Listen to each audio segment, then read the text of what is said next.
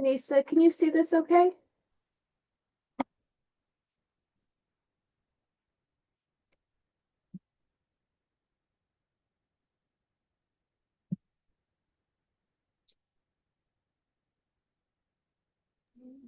Katie, can you hear me? Yes, I can hear you now. I can see your screen just fine. Awesome. Thank you. You're welcome. Bye-bye.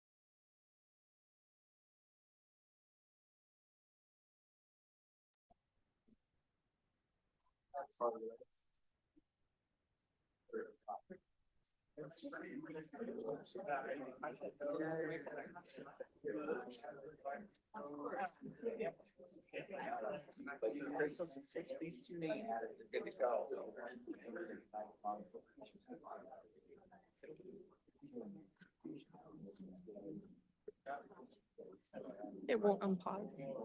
I'm sorry. I don't even think I put our laptop in the point. I'm just waiting for it to sync. Jen, we'll get a call.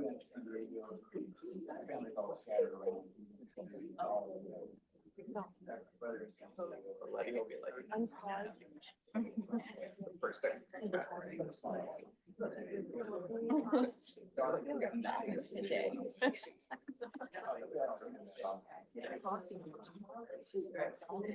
Yeah, well.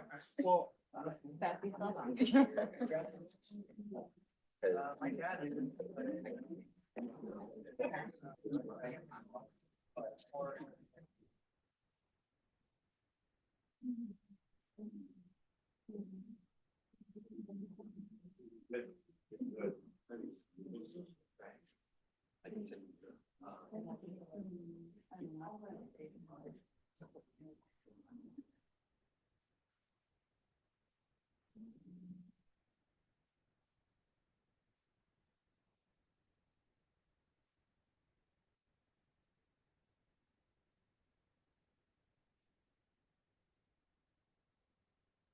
All right, good evening, everyone, and thank you for your patience and welcome to the November 6, 2024 Rancho Palos Verdes City Council meeting. Can we have a roll call, please? Certainly, Mayor. Councilmember Bradley, Here. Councilmember Ferraro. Here. Councilmember Seo, Here. Mayor Pro Tem Alegria, Here. Mayor Cruikshank. Here. We have a quorum, Mayor. Our next item is the Pledge of Allegiance. Okay, if I can ask Councilmember Ferraro to lead us in the pledge. Will you all please stand and place your hand over your heart? Ready, begin. I pledge allegiance to the flag of the United States of America and to the republic for which it stands, one nation, under God, indivisible, with liberty and justice for all. Item is the closed session report.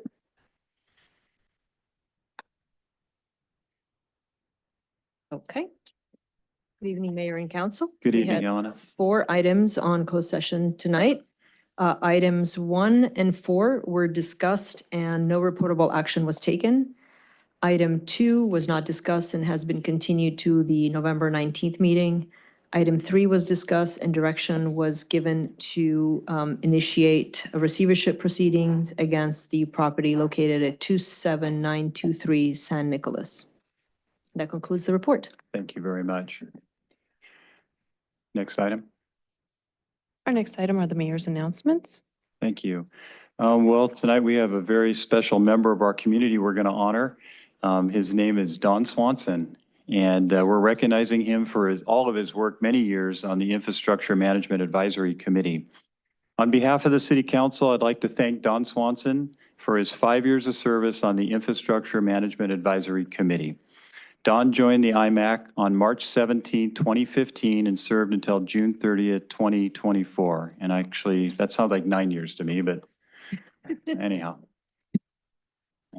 During his time on the IMAC, Don served as the IMAC chairperson from February 2020 through June 2022, helping successfully steer the committee through a transition to virtual and hybrid public meetings, inclusive of virtual breakout rooms on the Zoom platform for subcommittees during one public meeting. Don would often inform new IMAC members of history of certain projects or topics during discussions on those subjects and initiated a successful Public Works Department tour of potential capital improvement program project sites in December of 2021 to help give context for evaluating proposed projects for budgetary discussions. Don would regularly report on discussions from mayor's breakfasts that he would attend and encourage other members to get involved and attend other city functions to be as informed as possible. As chairperson, Don regularly sought to keep subcommittees working on assigned tasks and sought reports from them during IMAC meetings, while also serving on several IMAC subcommittees during his tenure, including the Public Building Subcommittee and the Sewer System Subcommittee. That's a lot of work, Don. You're awesome. Don, our thanks and appreciation for your service as a member of the IMAC. Let's please give him a round of applause. Come on up, Don.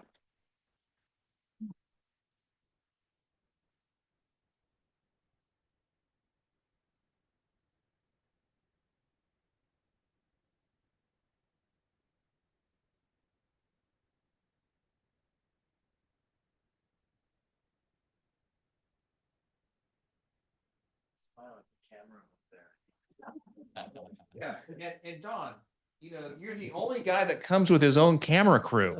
I mean, yeah. Yeah, Well, why don't you say a few words, and then I'm sure my council colleagues want to say a few words. Don? well, thank you, Mayor. It's a great opportunity to volunteer on a committee in this great community, and I've seen this is the night after the election, and seeing that council members have been elected who have experience working on committees. It's just a great way to learn about our community and to give to our community. So I really appreciate that the council appointed me to this position, and I would encourage all citizens to participate in a committee like IMAC, which really can make a difference and help the city and help the city council. So thank you. All right, Councilmember Ferraro. thank you. I just want to say a big thank you because you've been focused on the city for a long time, and we really appreciate it because the five of us up here can't do it all. And we need good people on every single committee, and you've been one of the best. Don, sad to see you go. And, you know, the public may not fully appreciate this, but really the committee that you've been a part of and led through the last 9 years or originated 9 years ago. So it's gone through tremendous evolution, and the council through that time really leaned heavily on the IMAC. And for those of you familiar with our community, you know, one of the biggest costs is infrastructure. And so it is unsung, very much though, appreciated work that you've done, you've led to help the city council sort of position the discussions properly related to long-term financial planning and making sure that we're addressing all of our infrastructure needs over time to keep ourselves current, which keeps our community beautiful. So I really want to recognize you, Don, for all the work that you've done. And on top of that, of course, Don's just a pleasure to work with. And so you're going to be tremendously missed, and hopefully recruit you back and get you involved again in some way, shape, or form. Thank you. Thanks, Don. Thanks, Mr. Mayor. So just a quick story. When I first came to the city and started city council, one of the first people to come up to me and talk to me was Mr. Swanson. And he had a big smile on his face, and he introduced himself to me, and we had a conversation. I don't know if he remembers this, but he was very enthusiastic, and I figured out he was on a committee. And to me, that helped tremendously because I knew that good people are a part of these committees that's serving our city. So hopefully he comes back, doesn't forget about us, and we'll have a place for you. So thank you very much for your service. I really appreciate you and your service. Yeah, Don, thank you very much for everything you've done. As I think the mayor said, our committees and our commissions are the foundation of the city. You know, and starting on IMAC, you know, planning sounds kind of like the next logical step. So just saying, anyways, thank you for everything you've done, and thank you for your leadership on IMAC over the last 8 years. Want to say a few words, Ramsey? Yes, thank you. Donna, I'd like to thank you for all of your work on IMAC. It's a very difficult job for the committee, but more importantly, for the way that you carried out that work with staff. I think you were just very respectful and very polite to staff and very professional with staff, which helps the process so much. And also, I want to thank you. I remember on my first day, you reached out to me and you took me on a tour, and I will forever remember how welcoming and how kind you were. And that, I think, just built a relationship between us that I hope will continue into the future when you return to another committee. No, and Dawn, I want to echo what what everyone said. And I know I've known you for a long time and had a chance to work with you, but I think what stands out for me is how you and on the IMAC have dealt with the landslide and really participating and getting involved and offering suggestions and having us look at different things. I think that was invaluable for all of us. So thank you. And I know you're ingrained in the community. You're a staple of, you grew up here on the peninsula. So I know we'll see you around. And if not, your wife will make sure you stay around. And Don, I just want to say, so before I got on the council, I kind of have a story like Councilmember Seo. I remember showing up because I wanted to learn about all the committees, and I showed up at an IMAC meeting, and nobody ever goes to those meetings. And I sat in the front row, and I think you said something like, "What are you doing here?" I said, "Well, it's a public hearing." So, but I think what was so impressive about the IMAC and the work you've done is that you've always been trying to find better ways for your committee and our community to work. I remember this spreadsheet that you used to have that was, it was probably about 4 feet long and the text was about 5 font. And you used to always complain saying, this isn't going to work for us. And you guys found a way to prioritize our projects.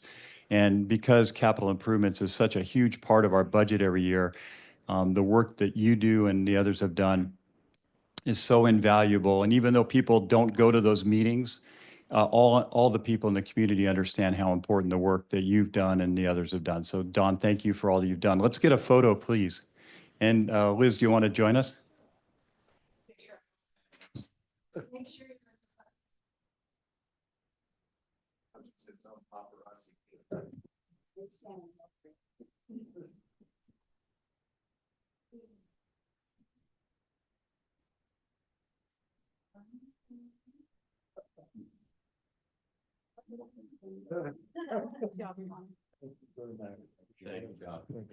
Thanks. Thank you. That's all I've got.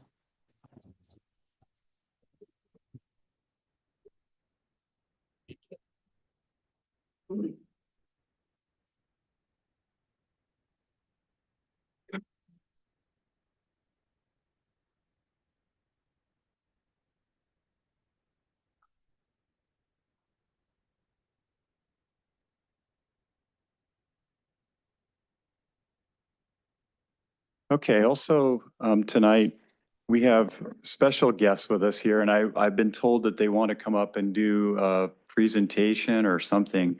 I look forward to that. Okay, so I guess the Peninsula Hill Foundation, if any of you, whoever wants to give the presentation, come on up. We do have a microphone from our city clerk right here, and the floor is yours. Welcome. Thank you. Appreciate that.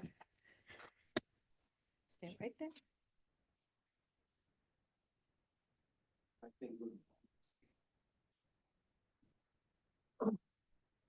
All right, this is an honor to be here. So thank you for having all of us.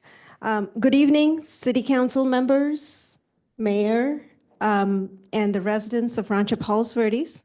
I'm honored to be here on behalf of the Peninsula Hill Foundation to share our mission and vision with you. Peninsula Hill Foundation was created with a mission to promote cultural connections within the Palos Verdes Peninsula by offering venues and forums that celebrate and share Indian traditions and values. Through a variety of educational, cultural, and social activities, we aim to bring our community together, fostering connections that enrich us all. Palos Verdes Peninsula is home to over 500 families of Indian heritage, each contributing to the diverse fabric of our cities. Since 2019, PHF, which is Peninsula Hill Foundation, has organized more than 16 events, attracting over 1,500 people annually. Our celebrations include traditional Indian festivals like Holi, Diwali, and Navratri, as well as community gatherings like summer picnic and cricket tournaments. Each event promotes or provides an opportunity for cultural exchange, a sense of belonging, and joy for families from all backgrounds. Recently, we have had the pleasure of collaborating with the Palos Verdes Library District and Friends of the Library, hosting events that further broaden our reach and allow us to serve as a cultural bridge within this community. Our goal is to make these cultural experiences accessible and inclusive, inviting everyone to learn, connect, and celebrate with us. Looking ahead, Peninsula Hill Foundation would be thrilled to deepen our partnership with the city. And we warmly invite you to our next event, Holy, the Festival of Colors, which is planned for March 2025, a vibrant, joyful celebration that we'd love to share with all of Peninsula. Together, we can continue to create events that celebrate diversity and build meaningful connections across the Palos Verdes Peninsula. From our families to yours, we wish you a very happy Diwali. Thank you. Thank you.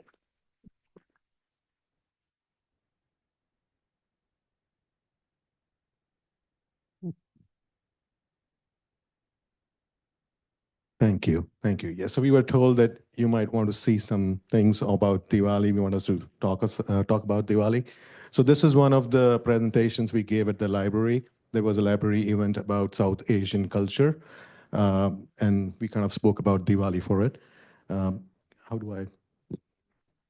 Yeah. Okay. So we'll quickly go through some of the things that we did. Next one.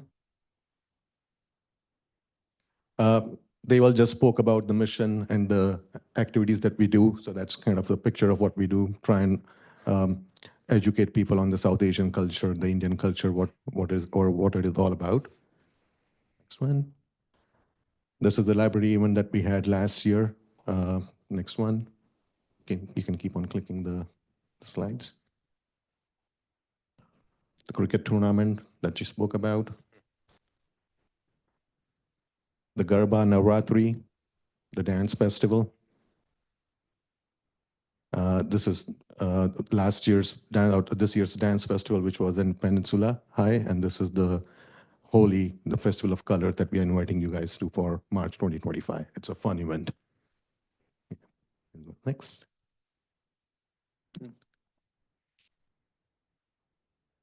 Okay. So just brief about Diwali.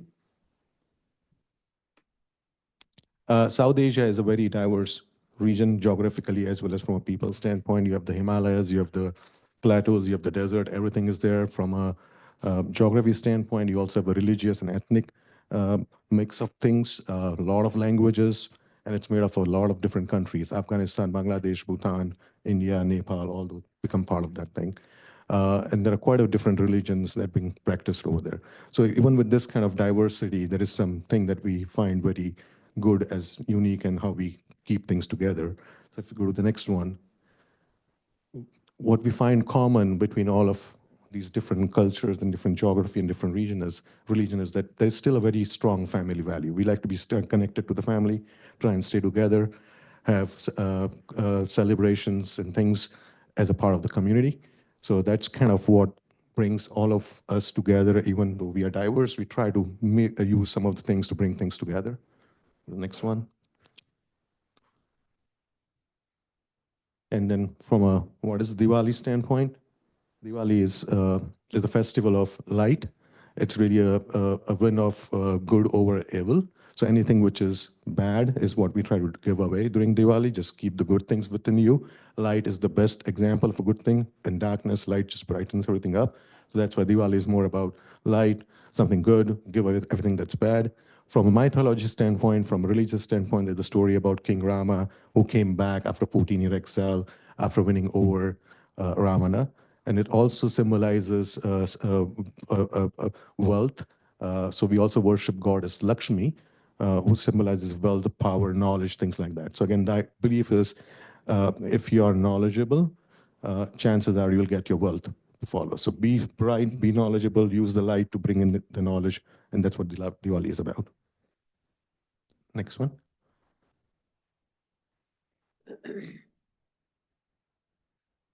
Okay, again, the significance, triumph of light over darkness, knowledge over ignorance. Again, it's all about knowledge and light. Yeah. And then there are different myths which are associated with it.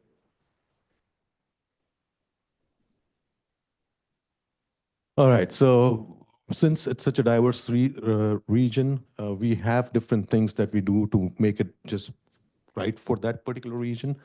So you will have, like the North India, you will have communities getting together, doing some gift exchanges, having party, things like that.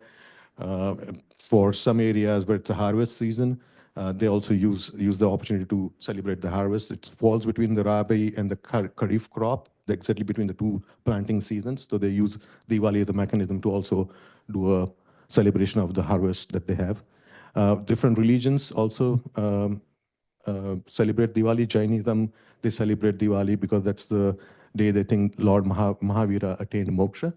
And then in Sikhism, they celebrate Diwali because that's the day when Guru Hargobind Sahib was released from prison along with 51 different princes with him.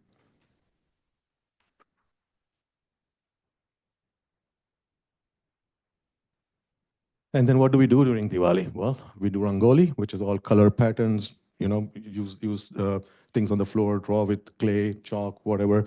So we do that. We light diyas. Diyas is again significant because it again shows light. It's just burning of the light at night, right?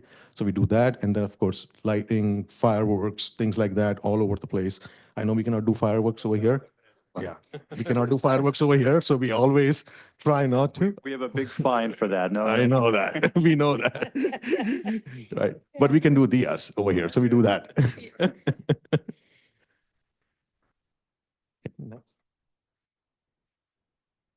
And then people who are, who go with we go to the temples, worship the goddess, trying to make sure that we can butter her enough so we can get the wealth that we need from her, right? And that's what we are all doing at the end of the day. But that's how we, in short, celebrate the Diwali festival. Be with the family, have fun, think about light, think about knowledge, get yourself more educated, and use that as a mechanism to get better. Okay? It's just the fun part of it, fireworks and things like that. All right, that's about it. Thank you. Thank you so much. Thank you. And don't go anywhere. Actually, if your entire group can come up, we're going to go ahead and present a certificate from our city to all of you, and we can grab a photo as well. Thank you so much for sharing all of that.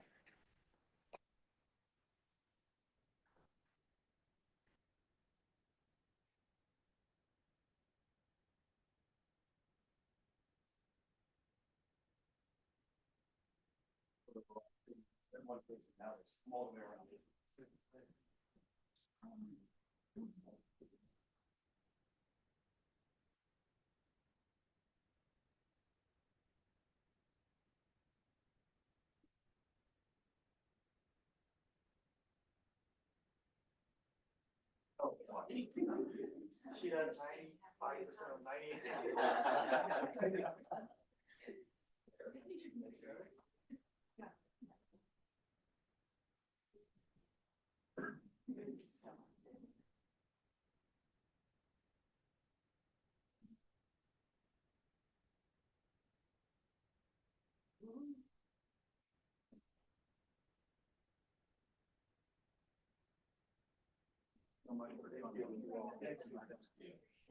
If you guys want to go beyond Chica and Nans, there are 4 events now.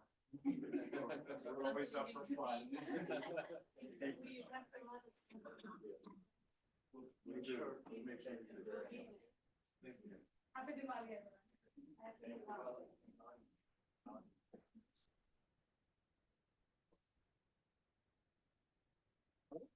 Only in yours.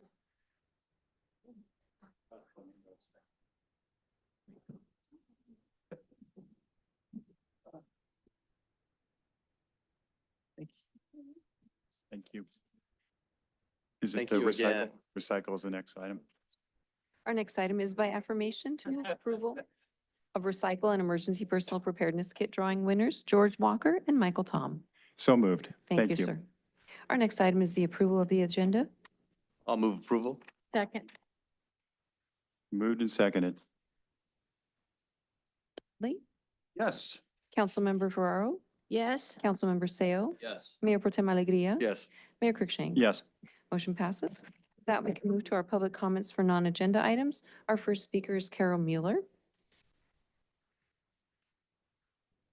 Good evening, Carol. Hey, Carol. Your turn. We're kind of loud out there, so that's why. Good evening, Carol. Good evening. We can't do that. We have to, We have to leave. Leave the door open, sorry. please. It's still about my internet and telephones. They shut off my landline when I asked them not to. It's my understanding that if the electricity goes off, cell phones don't work. I live by myself. I really would like to have my cell phone or my landline back. I also want to know who authorized Palos Verdes Estates to tie into Rancho PV's wiring. I can't seem to find out. There's one person that's been here for a long time. I asked him and he told me he didn't do that anymore. But it might have something to do with why my equipment doesn't work. If I've got all of these wires, the lady next door says she has no problems. The new guy next door says he doesn't have any problems. Across the street, the gal is a professional medical biller. She's got still on Frontier. She says she doesn't have any problems. It has to be something with my house. So I don't know what to say, but today they sent somebody, some guy there, because I said, I want you to tell me what kind of wiring I have in my house. All he wanted to do was argue. He had no ID. I said, well, I want to see some ID. And well, I'll go out to the truck. It's in the truck. So he comes in with this little book or whatever and opens it up, and I didn't even bother to read it. But I said, can I have a copy of that? No, you can't copy that. And he did mess with my printer. Last week, my printer went out for no reason. I haven't done anything different to it than I ever did. And when I finally got it on today, this is how many pages printed out. Almost $100 worth of inkjet, I think.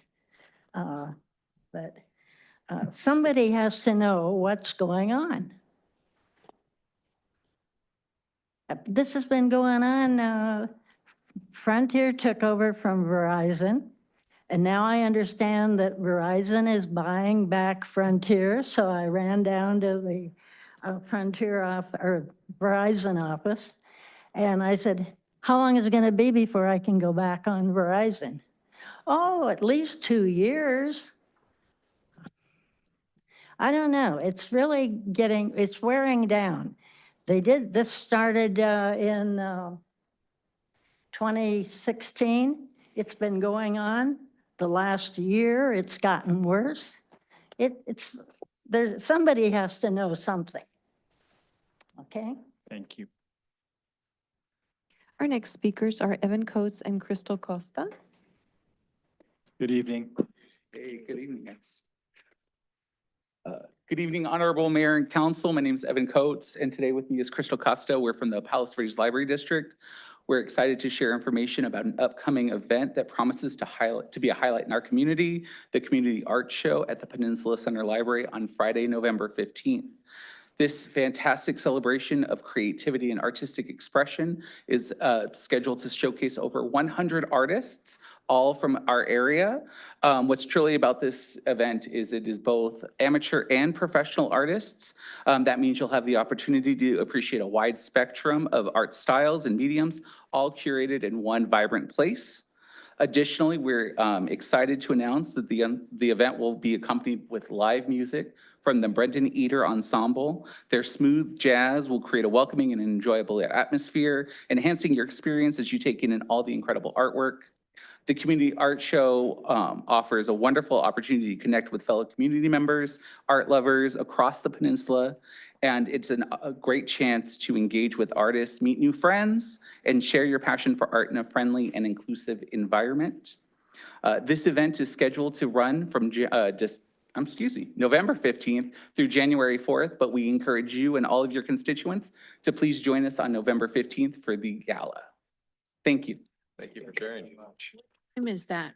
That starts at 6:30 and flyers are available. Thank you so much. Thank you. Our next speaker is Jeff Bassler. Hi, Jeff. Hey, Jeff. Good evening. Hello. Jeff Bassler, State Board of American Brotherhood Aimed Toward Education, ABATE, and also Local 19 President. Want to be one of the first to be able to say congratulations on your formal lame duck status. Thank you. Thank you. Thank you. And I look forward to meeting Steve Peristam and George Lewis, apparent new victors. I And haven't certified those results, but anyhow, I understand they're in the lead. they are in the lead. So I hope they're as receptive to our message as you have been. We continue to be very interested in the state of Palos Verdes Drive and the ability to take motorcycles on them. I understand some money is being forthcoming to the city to be able to buy out some of the residents, which will alleviate some of the liability on the city to try to maintain some of that status. So I'm hoping some of that can get redirected to more wells and maintaining the road so that we can get bikes on it soon.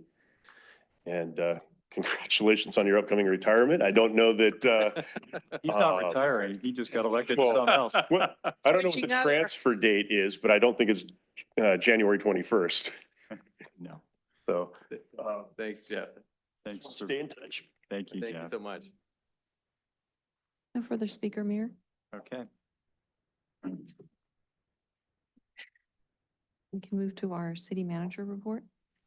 Yes, good evening, Mr. Mayor, members of City Council and our viewing audience. I should mention to Jeff that, and to the council for your benefit, that the 60-day or the moratorium on the motorcycles is up in December. And we plan on bringing an item as part of the landslide report to the council. I think it was December 17th, we're going to be coming to the council. So I just want to make sure, we don't have a moratorium on motorcycles. No, it's the prohibition of using two-wheel devices or larger on, yes. In a dangerous area? Yes. Okay. Yes, so thank you for that clarification. I think of landslide and I think of moratorium, so. Anyway, tonight I want to start, speaking of landslide, I want to begin my report on the announcement of the $42 million that we had the town hall on October 28th, where we made that announcement to the community. And this is the first city council meeting that we've had since that special meeting. And I want to just remind folks, residents that are living in the affected area of the landslide, that the deadline to submit the application for a potential property buyout is this Friday, November 8th at 4:30 p.m. So we want to make sure you get those applications in. If you're interested, you have any questions, you can always contact the city on the land movement email address. Next slide. I also want to let the residents in the affected area of the landslide know that in the coming weeks, the city's going to be walking around and placing these door handouts, these leaflets on people's doors. And essentially and I don't want folks to be alarmed, that's why I'm raising it today, is that we want to be able to give residents information that they have, valuable information, phone numbers, websites, how to get information, what notification sites they should subscribe to. So we've consolidated this, working with some of our members and our consultants to put this out to all the affected property owners. So we're going to be doing that in the weeks to come. And I just wanted to give the residents a heads up that you'll see staff, and we'll probably hire some people to help us put those out. Next slide. And I mentioned this at the last council meeting, and I want to stress it again, that if any residents out there, whether you're part of a neighborhood, part of a street, part of a track, or even an individual, we've got the reimbursement program for our public safety open right now. We're accepting applications, and this is a grant that the council funds every year for neighborhoods or streets. You can apply for any camera, surveillance camera. It doesn't have to be a certain company, but any type of camera out there. We are reimbursing you up to $2,000 for those cameras. And then individuals, if they want to buy a certain camera for their home, we're also reimbursing individuals up to $100. So that program is open. We continue to ask residents if you're interested, and we encourage you to, because those neighborhood surveillance camera programs work in concert with our surveillance cameras as well. So that's the whole point of this, is to incentivize more cameras be installed in our city. Next slide. If anyone's driven on Western Avenue in the last couple of weeks, you know what I'm about to speak about, and that's all the lane closures and all the construction that started two weeks ago, I believe it was. And it's the Western Avenue Caltrans bike lane project. They're doing more than just bike lanes, and this is almost like a year's worth of work. They're closing lanes intermittently. They're installing bike lanes, class 2 bike lanes, but they're also doing curb cuts. They're modifying the medians to make the streets wider to accommodate these bike lanes. They're also putting in some new infrastructure, whether it's street poles, street lights, new signage. So just when you're driving, if you're planning on going down Western Avenue, anticipate some added time to your commute. I've had the joy of having to sit in some extended traffic because of this project. So just wanted to continue to let residents be aware of this. Next slide.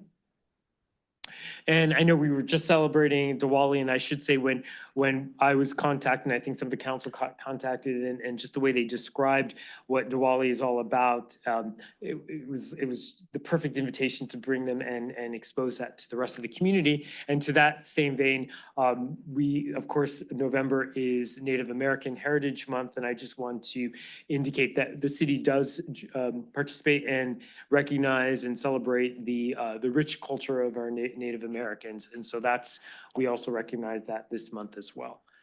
Next slide. And speaking of recognition, if you've driven any of our arterial streets, you will have noticed that the flags are out again, and we've been doing this. I think we're on our 5th year that we started this early in 2020, and we install the U.S. flag every for certain federal holidays at certain intersections in our city. What we've done very different this year for Veterans Day, we've decided to also fly the flags of our armed services. And so we've got flags at a few intersections that include the Army, the Marine Corps, the Navy, the Air Force, Space Force, which, by the way, I'm an honorary commander at the Space Force, and then the Coast Guard. So I'm partially selfish here. Do we have to call you Commander? I have a card. I can even prove it. Oh, Yes. okay. I'm a 2-year honorary commander at the Space Force in El Segundo. Don't forget the honorary. Yes, honorary. I know. Next slide. And so as we Does that mean makes you a space cadet? perhaps. And in recognition of the veterans and what we're doing, for the first time, the city is actually hosting an event to honor our veterans here on the peninsula. And that's going to be this Saturday, and it's open to the public. We're hosting a breakfast. It's Saturday, November 9th from 9 to 11 a.m. Our ceremony is going to start roughly around 9:15. I know the deadline said today was the deadline for reservations, but we're extending that, and we've got, I think, approximately 38 reservations, 18 veterans that are local veterans that are going to be attending. It's $10 for non-veterans for the breakfast. It's a hot breakfast. I think more important than all of this and the food and stuff is, I know Councilmember Seo is going to speak as a veteran, but we also invited as our keynote speaker, Angus Lorenzen, which is Gail Lorenz's husband. And if you know his story, and he's written a book, it's a really fascinating story. And I'm not going to steal from his thunder, but I'll tell you, he was a prisoner of war in when he was 7 years old for a few years, and he was the U.S. military. He was able to escape, and so I think he'll talk about his experience on Saturday. So if you're interested in hearing his story, please come out, and you can make reservations using the QR code or go into the city's website. Next slide. And of course, with Veterans Day being Monday, City Hall's closed. However, the park sites will remain open, and similar to all of our federal holidays, construction is not permitted unless you get a special construction permit. And to that, I want to just end with recognizing all of our veterans who have served our country. So thank you. Thank you, Aura, for that tribute. Next item. Our next item is the consent calendar. Late correspondence was distributed earlier for item letter F, H, and K, and I have one request to speak on L. Okay. Which ones, Carrie, I'm sorry? F, just H, pull and L. K are just late court, but then a speaker on L.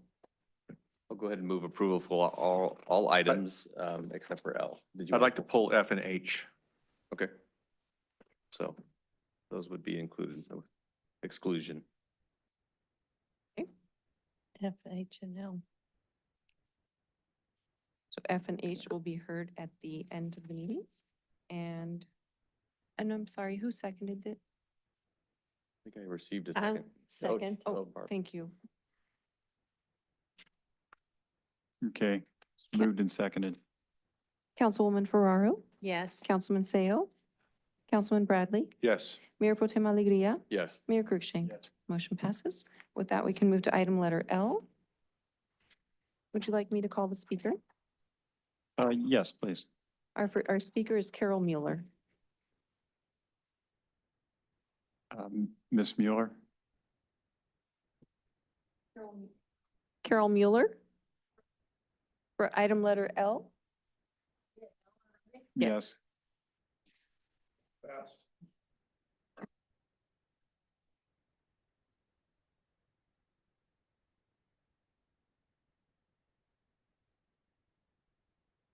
I guess basically all I have to say about that is you ought to try an HMO like us idiots have to be on, because we don't have a government healthcare plan or a pension. It's getting a little old. I've had doctors call me fat. The next one says, oh, you're not fat. I've had doctors tell me that I can't even talk about it because it's kind of personal. Every doctor practically I go to, I've been to two Russian doctors. One said she wanted to examine me. Then she told me I had a hemorrhoid. Oh, whoopee. And another one is in the Peninsula Center. I complained it was a failed surgery at an HMO. And she tested me for 2 VDs. This was like a year or two ago. I mean, we all know how you get VD, and I guarantee you that I didn't have VD. She got paid for it. And it isn't even funny anymore. They write reports. I have allergies, and I tell them I can't take it because of the medicine, because I'm allergic to it. So they write reports. Oh, she refuses. I got report after report that she refuses. We're getting tired of it.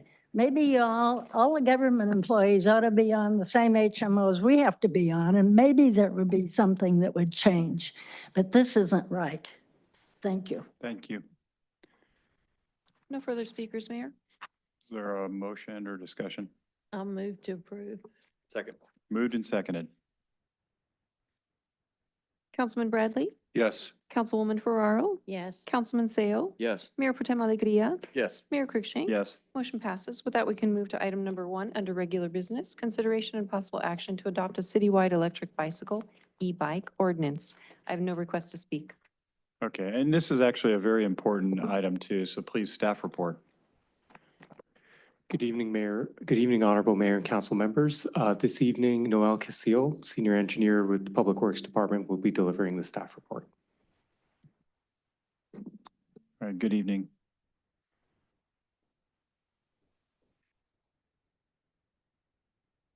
Good evening, Mayor and Council. Tonight, we're coming back presenting the e-bike ordinance. Staff submitted the e-bike ordinance status report last September, and staff were directed to return with a draft e-bike ordinance with input from the YAC and the Traffic Safety Committee, and we had worked with our city attorney as well.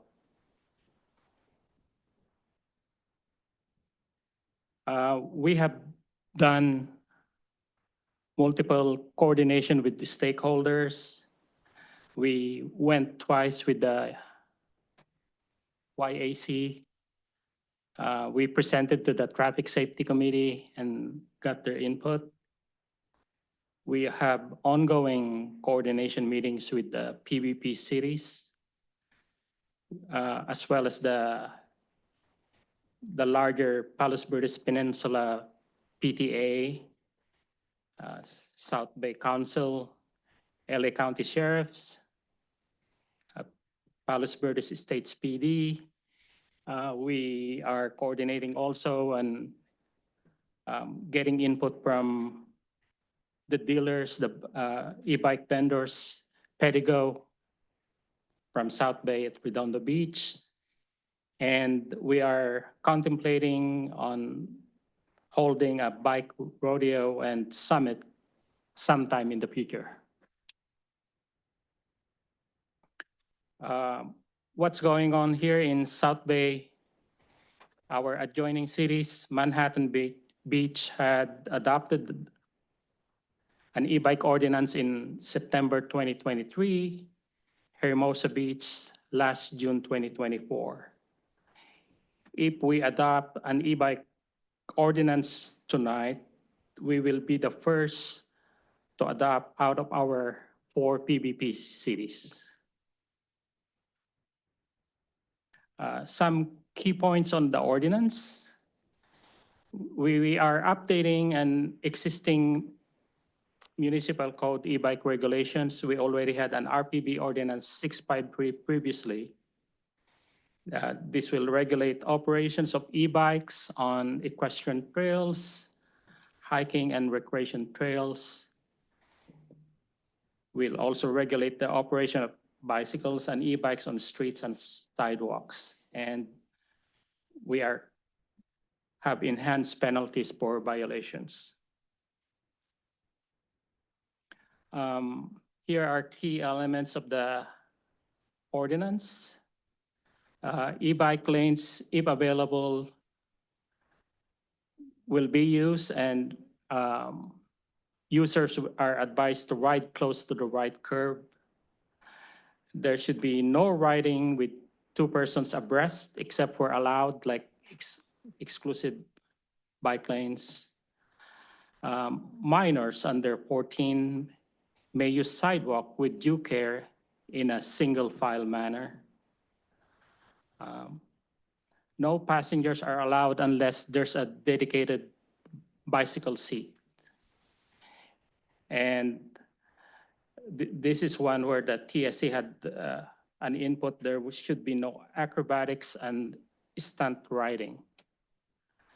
All operators of passenger under 18 years shall wear helmets, and operators shall follow the common rules of the road and obey all traffic laws. We are showing the proposed fine schedule. We have the current fine schedule to the right. The TSC recommended a more stringent fine schedule, which is in line with our neighboring cities, similar to Manhattan Beach. Tonight, staff is recommending council to approve the introduction of the e-bike ordinance and to adopt the draft resolution establishing civil fines for violation of the ordinance. Thank you. Thank you. Questions? Yes, Mayor Pro Tem Alegria. Thank you so much for the report. I think what's in front of council tonight's obviously very important to the community and safety of the youth in particular. Just one quick question. I know there's been a reference to coordination with PVP and the other cities and through the coordination committee. Are the other cities close to I'm just trying to think about timing and the education process that's referenced in the staff report. Can you say a little bit more about that in terms of, you know, I know it's referenced that we would use the Youth Advisory Committee and of course, the school district and make sure there's an educational period, if you will, about the existence of the ordinance should our council approve it tonight. But do we see that the other three peninsula cities are going to be close behind? Do we know that if they've agendized this topic yet? Out of the other three PBP cities, Palos Verdes Estates had gotten really close in adopting their ordinance, but they had put the brakes on it, and they are putting outreach and education as a kind of interim alternative at the moment. Are the ordinances identical with at least what they've proposed in their draft? If they have a working draft ordinance at this point, do we know if we've coordinated enough that one who's going to go out and use their e-bike can have consistency in the rules across all four cities? Yeah, I shared a draft ordinance. We shared a draft ordinance at some point with PBE, and we haven't gotten input from them with regards to their status. Okay, and are just asking you, I guess, from the city manager standpoint, the city managers of the other three cities, have they given you any indication what they're thinking and you know what the timing could be? Obviously, we're the largest city, and I expect us to go first, but I just want to ensure that there's timing that we've got the other cities going through the same process. And I'll turn to Ramsey if but I know my last conversation with my colleagues, Rolling Hills Estates has an ordinance that they're moving forward as well. And they've coordinated with schools and the sheriff's department as well. So they're well on their way. I think we're the first to adopt the ordinance for our city. I don't think Rolling Hills Estates has adopted theirs. Rolling Hills has no plans on adopting an Given the ordinance. uniqueness. And I wasn't aware of what the status is with Palos Verdes Estates. I did not think there was much momentum at that point Got it. with an Okay. ordinance. I don't know, Ramsey, if you want to add to that. I have nothing further to add.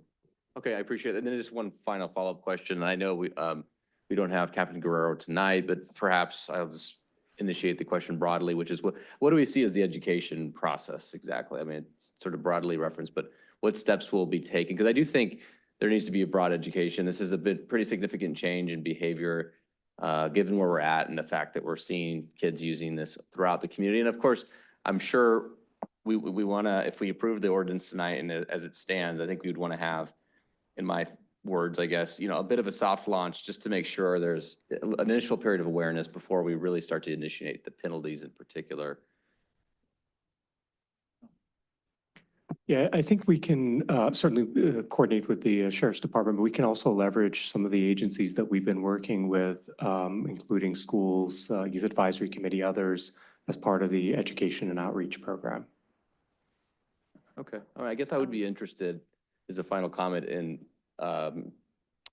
hearing back whether it's through a consent calendar, sort of what that, you know, what that educational timeline looks like. And we could always provide updates in the weekly report on as this gets rolled out. I think as Ramsey said, what's the success of this program is going to be contingent on partnering with the schools, because that's where the message gets across. It's to schools. And I think the school district has expressed a strong interest in participating, and I think there's also even a test pilot that's already occurred at one of the schools. So that's where we have to rely heavily on the schools. Got it. Thank you. Well, Thanks for all the and work. also, Councilmember Alegria, these provisions are already in the vehicle code. They mirror the vehicle code. So this shouldn't be a significant change in behavior, assuming people know about it. But, you know, there's not really anything totally new that, you know, nobody has been exposed to. so. Fair enough. I do think the enforcement piece, though, that we're discussing tonight is fundamentally different than Yeah, what's no, happening. absolutely. So, I mean, it always helps to have an educational Sure.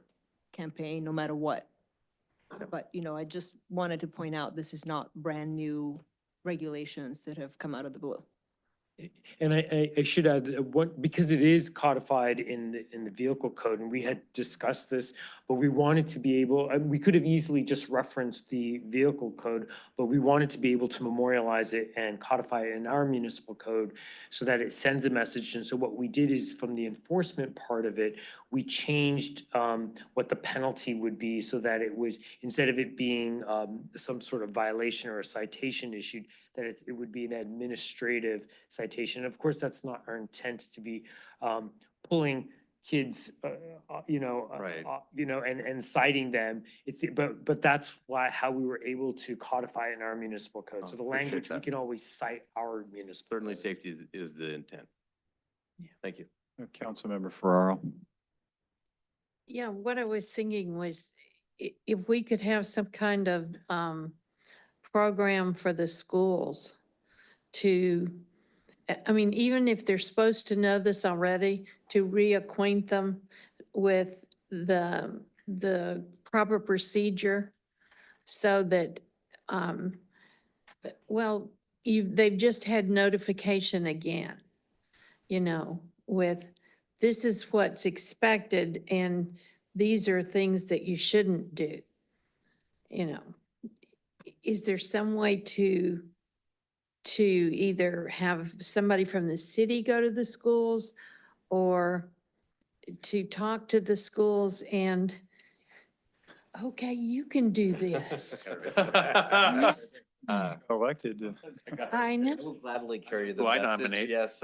But I think you're leaning towards this, but I do think having information at the schools, most of the teachers, as I'm sure you'll attest, Barb, know the kids who have the e-bikes and could probably help us with the distribution as well.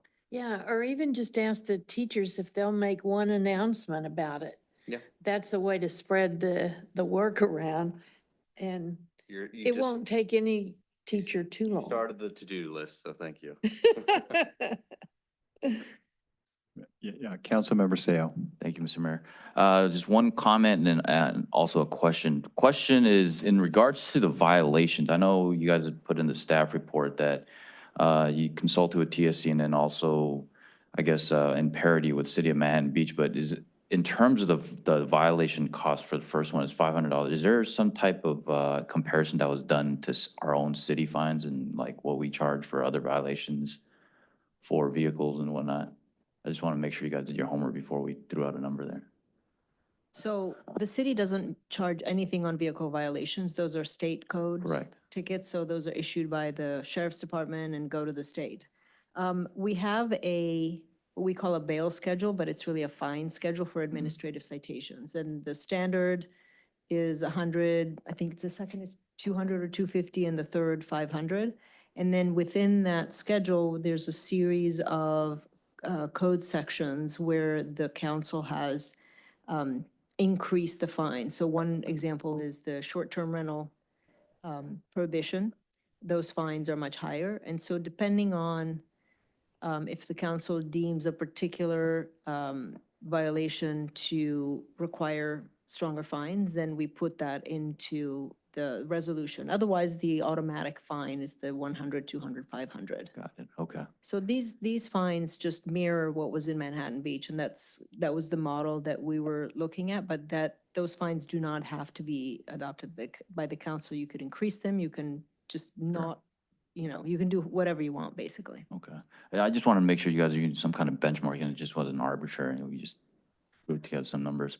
The second portion is because the fine is going to be so high, these students aren't going to be paying the bills on this or the violations. It's going to be the parents.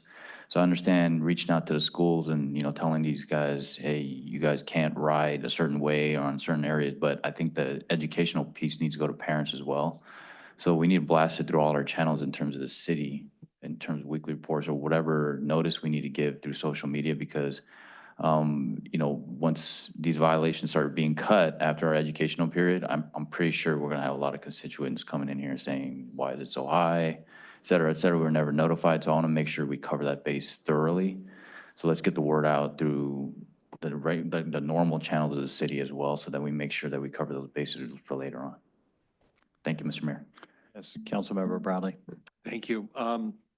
Two things. First of all, I strongly encourage us to make our ordinance and all of the ordinances with the 4 cities on the peninsula as similar as possible, just for lack of confusing people as they go from one municipality into the next. I think all 4 cities would agree that as common as we can make it will be better for all of our residents. Second is a question.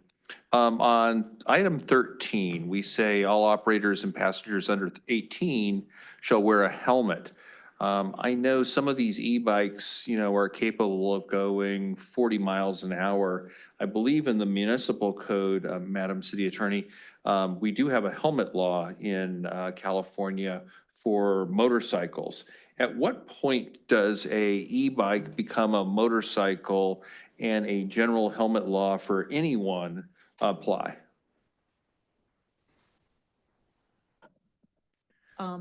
Well, that I don't honestly know.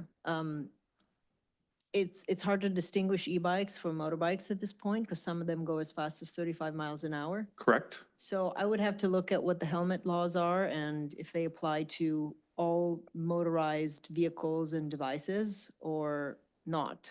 And, it's quite possible that there is not something in the vehicle code regarding helmets, and that it's a municipal requirement. So was there a reason that we said 18 and under and we didn't make a general rule for helmets for e-bike riders? No, I mean, this, we modeled the ordinance after Manhattan Beach.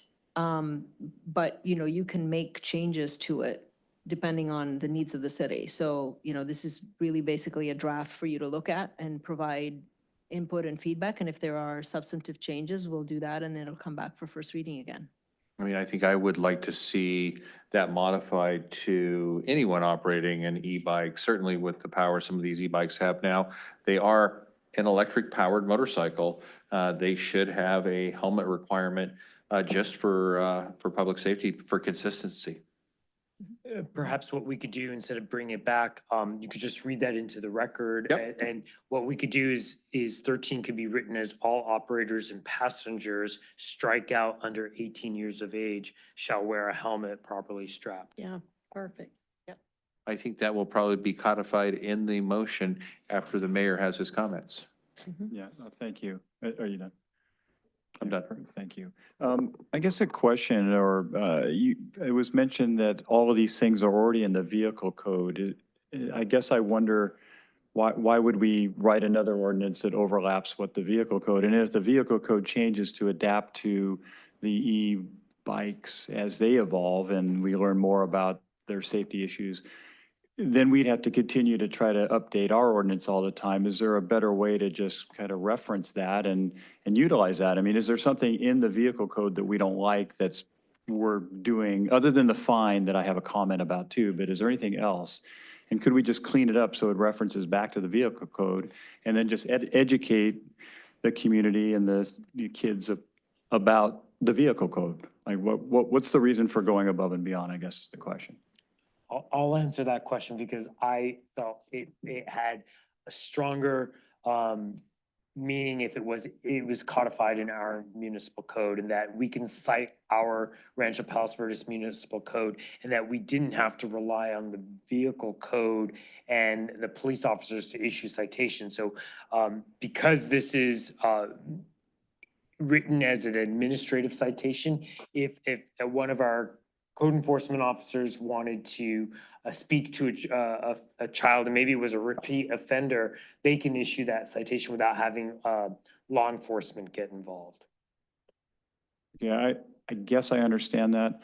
And then you go to the 14 points that we've created here. And so I guess somebody's felt that these 14 points are the ones that we need to be highlighting, but they're already part of the vehicle code. That is correct. Okay. They're summarized in the staff report from the ordinance for just salient points that we're capturing in the actual ordinance. I'm sure Councilmember Bradley knows that this is actually filmed. There's He's catching bugs flies. flying All around. right, fair enough. Also, I know we're trying to kind of match what Manhattan and Hermosa Beach, and I actually just saw Councilmember Jackson from Hermosa Beach, and they've rolled out their program, and I think that what's happening is that I think Councilmember Sales correct, is that you want to educate people, because what's happening in Hermosa and Manhattan Beach is that the parents are kind of self-policing things without having to necessarily have the sheriff, in our case, policing things and, you know, put your helmet on, strap it on, all that good stuff.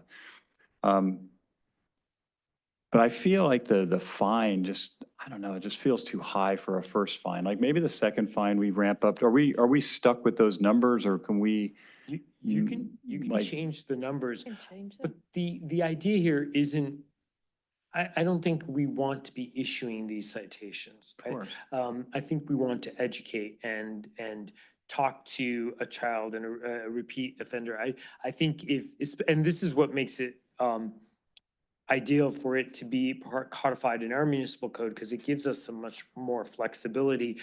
One of the things I've learned from the beach cities, what they do and what they find really effective is if a police officer sees a child or minor violating, what they do is they take that child with them to the parents and they speak, and that whole experience is enough to leave an impression on them that they are less likely to be a repeat offender. You know, nothing like having a police officer knock on your parents' front door with you and saying, hey, this is the law. So you can surely reduce it if you want to, but I don't think the intent here is to start giving out these citations. I think the first violation would probably be after a few times of speaking with a repeat offender.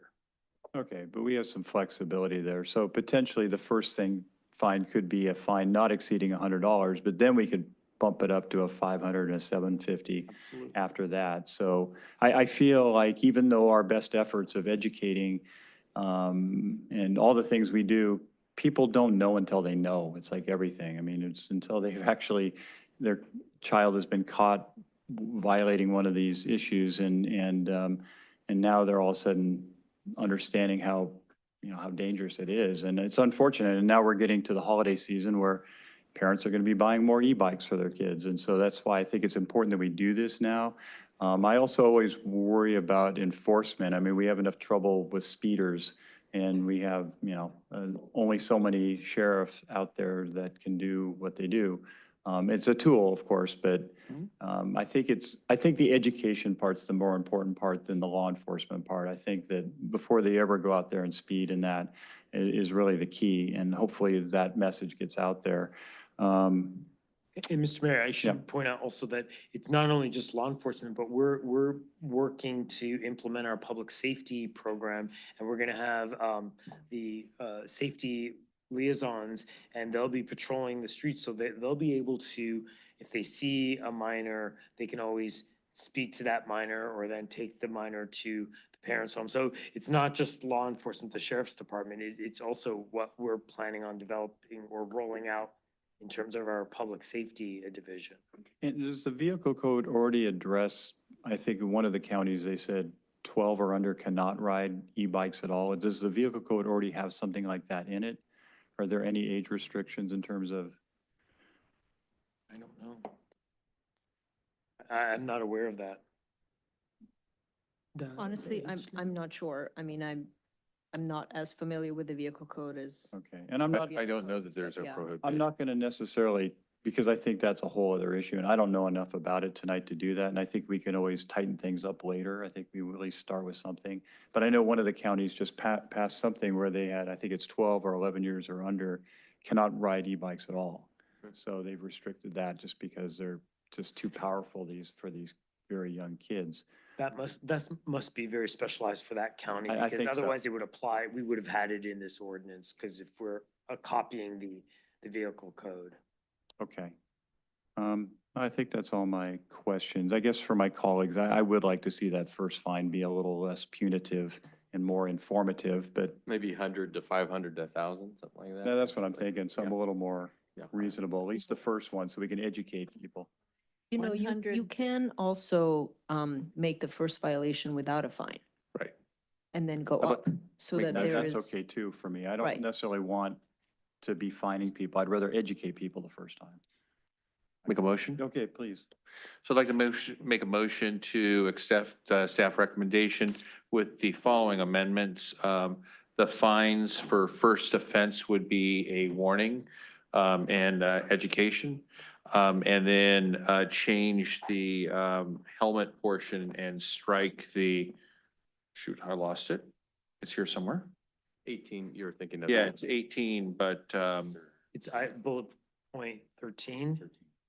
yeah, 13. It's item 13 in the staff report. That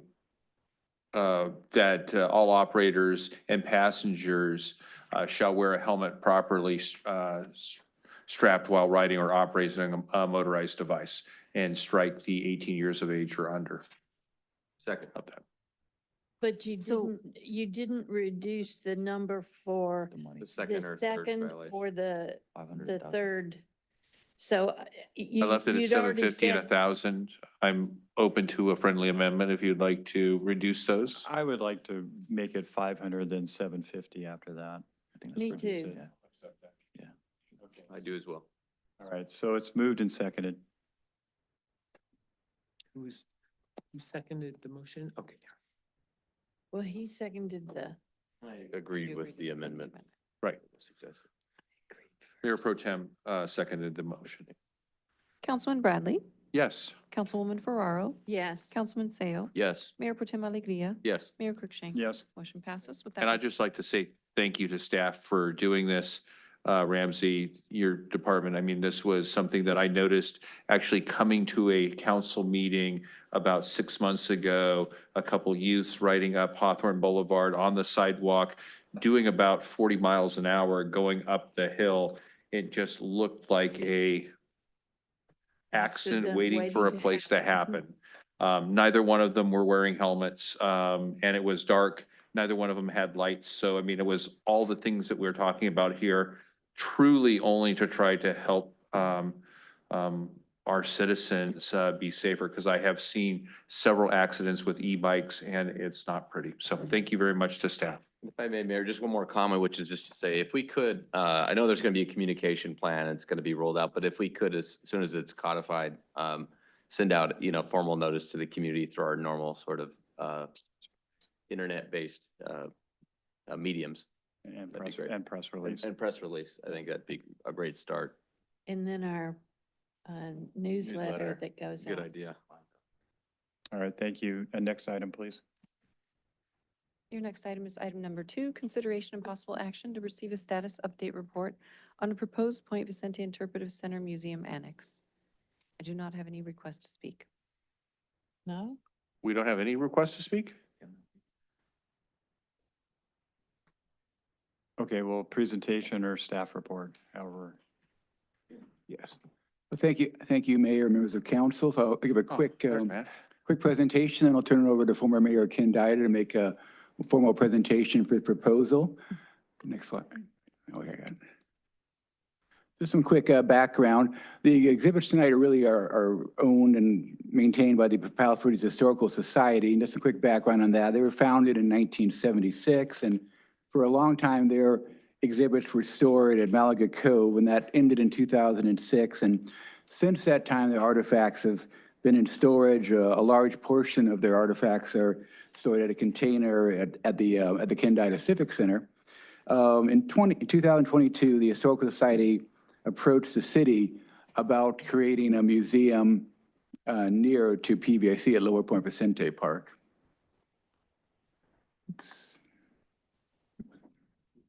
There we go. So that proposal back in, oops, thank you, Dan. Thank you, Dan. Back in 2022, involved about a 5,000 square foot museum with 6 focus areas on flora and fauna, archaeology, geology, Native Americans, et cetera. Staff was tasked with identifying the best locations in the city that would best fit that possibility. Staff looked at a number of sites, identified Lower Point Vicente and the Kendida Civic Center as the best possible locations. The proposal as laid out by the Historical Society was that they would build the museum at their expense and then deed the museum to the city. The city at that point would then cover all staffing, operations, and maintenance going forward. Next slide, please. So here to show some graphics. It shows the layout with the 6 sites and a theater and some offices as well that was put forward by the Historical Society. And then on the right, it shows the location they proposed. It's just up from the Interpretive Center, just on the next to the overflow parking lot, shown in the green highlighted section. So the staff, as part of that staff report back in 2023, looked at a number of site considerations to keep in mind, whether this be a good fit or not. Some considerations that have to be addressed if this is pursued. The site is overseen by the National Park Service and the State Office of Grants and Local Services, operating under a POU. There'd be a requirement of California Coastal Commission review if this went forward.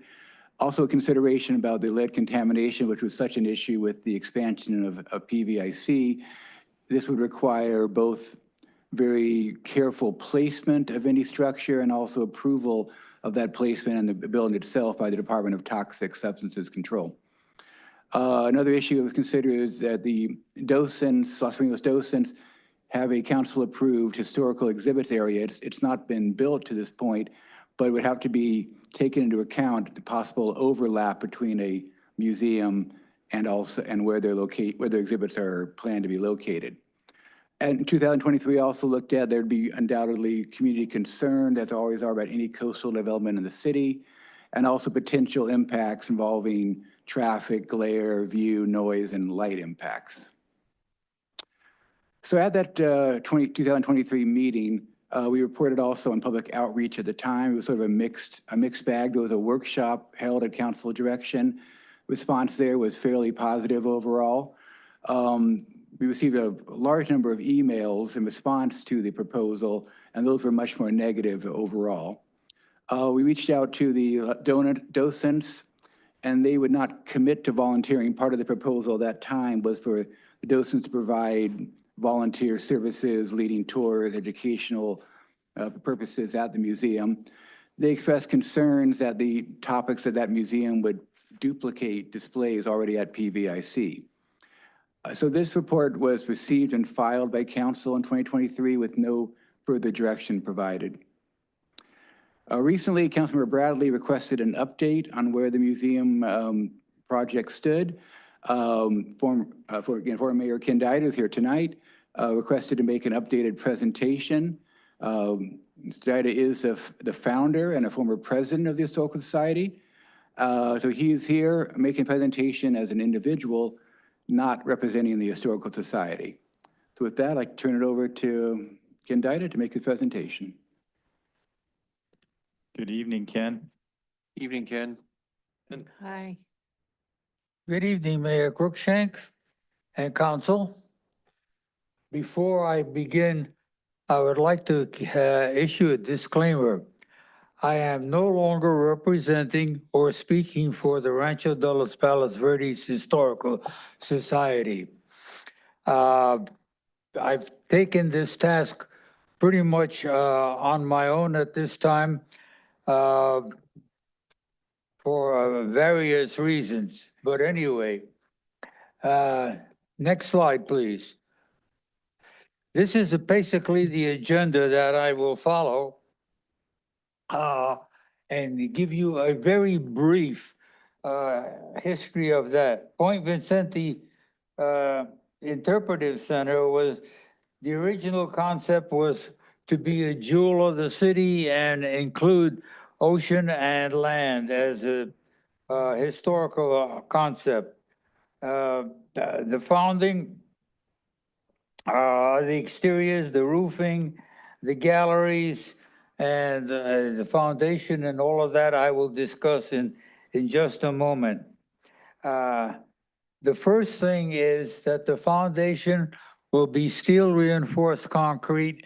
However, unlike a lot of buildings, there will be no penetrations of any kind, so that in the event of a problem, you don't have to dig up concrete and it takes a long time to get it repaired.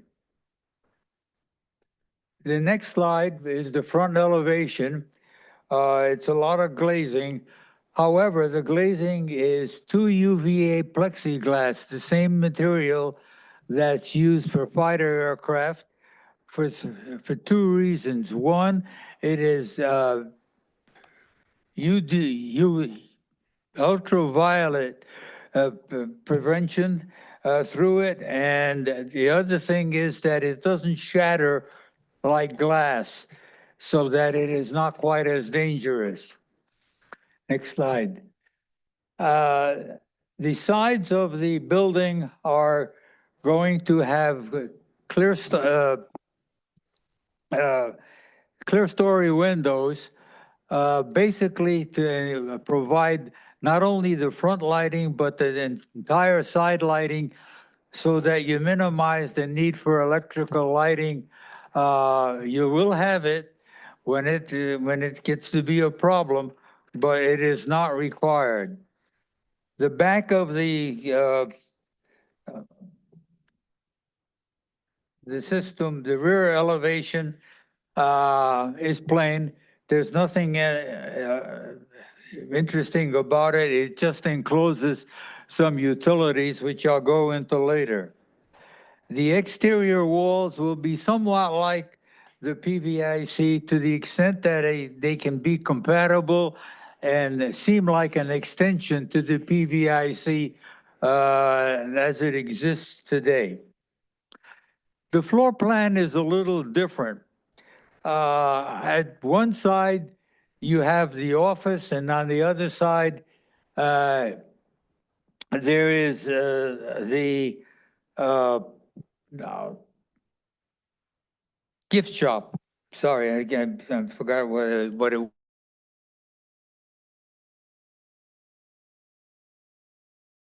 On the one side is the flora and fauna, the geology and archaeology galleries.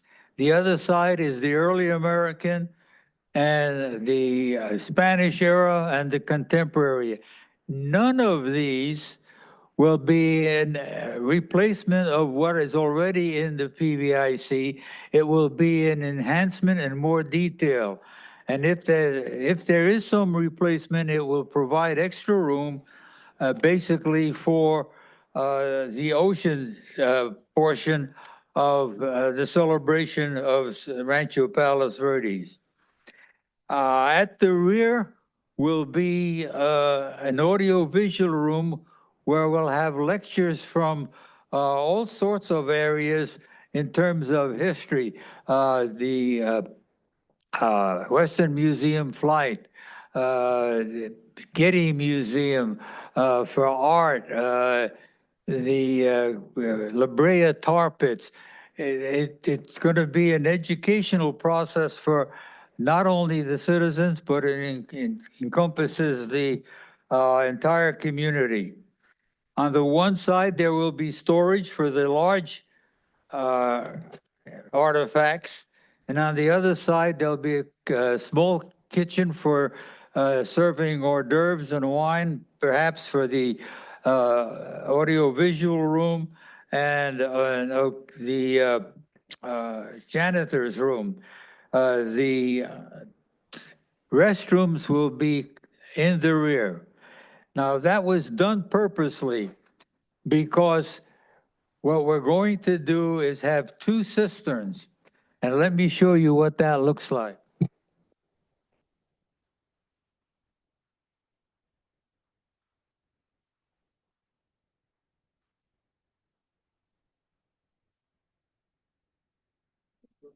All right.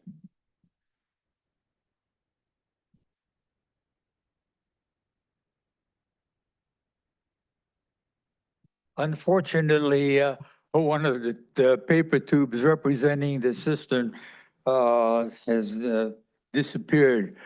But anyway, the domestic water will be limited to sinks and drinking fountains. The restrooms will be serviced by rainwater collected off the roof in the cisterns. Now, the two cisterns are large enough to hold all the water needed for 1 year, actually 1 year, for the flushing of the toilets and that sort of thing.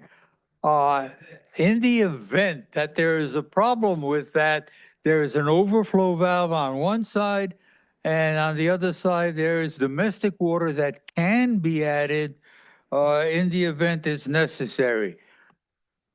Now, in the galleries, the displays are on top of cabinets, and basically all the cabinets will be lockable, and they will store small artifacts that they can be rotated and refresh the galleries on occasion. The center gallery will be for large articles, and it will also be a place where visiting museums can demonstrate and present some of their artifacts to give them some credibility as to what they are providing.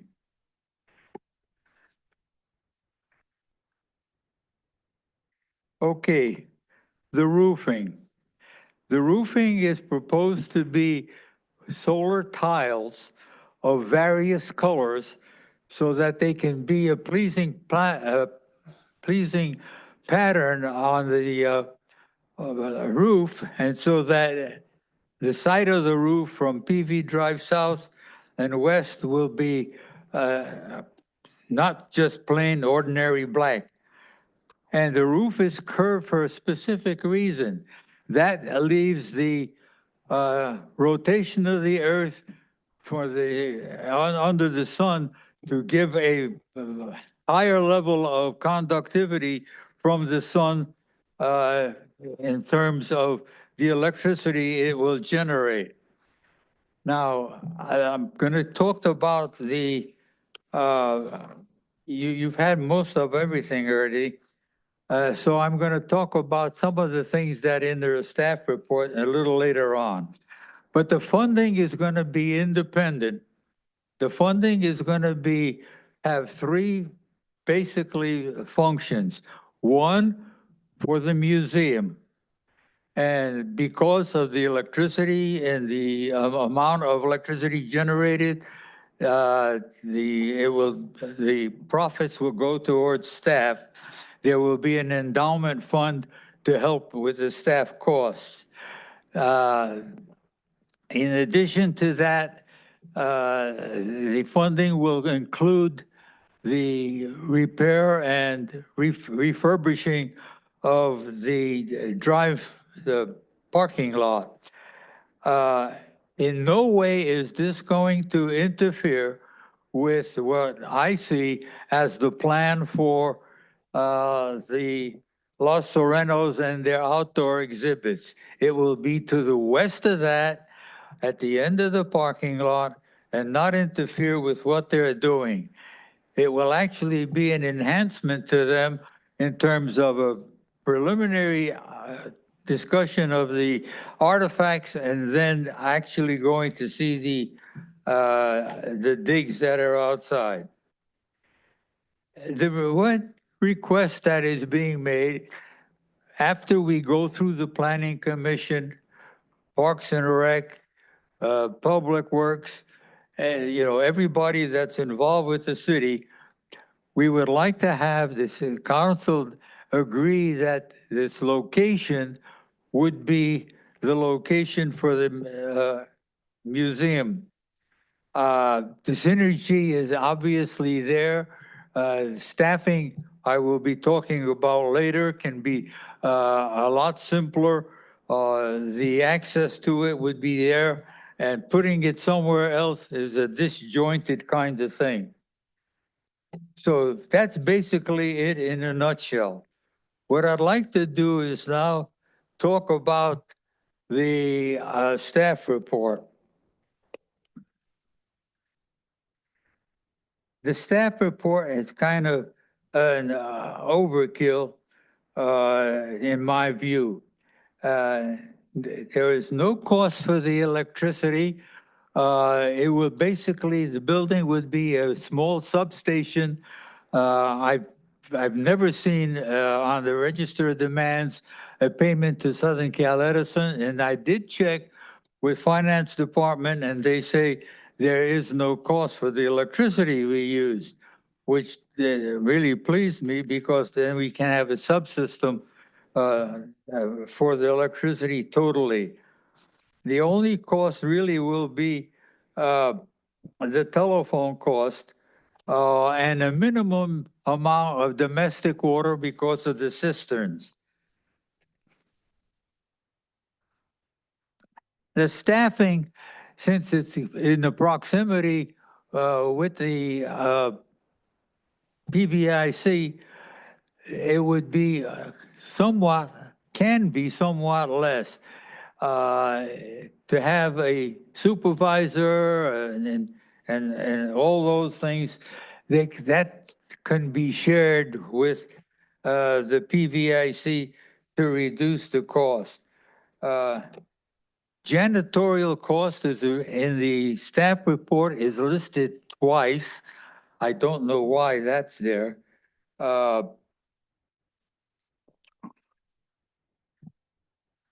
Let's see. Okay, the landscaping, that cost of $19,500, there's no intention of the museum landscaping the entire site between the parking lot and PV Drive South. Those elements can be done, and I'm told that the Land Conservancy is interested in replanting that because right now it's nothing more than a weed patch with adobe. And if they're going to put digs in for the Los Serenos, that too will be done without having to, other than near surround for the landscaping cost. That can reduce the cost of staffing about half. The proposal does include, the funding proposal does include an endowment fund that in time, 3, 4, 5 years maybe, it will generate enough income basically to pay for the staff. So, and then in essence, this is a no-brainer, no-cost system, totally. We're not going to duplicate anything with the docents or in the PVIC. Some of the pieces can be moved to the museum annex, which will provide more room for the celebration of the ocean environment. There will be no conflict with the external displays and the outside displays. The docent support is not required. There was a concern that the docents would be required to do something. They can. They have the opportunity to. With the new museum and the center gallery and all the other things that are there, they can actually expand their repertoire of things they were doing.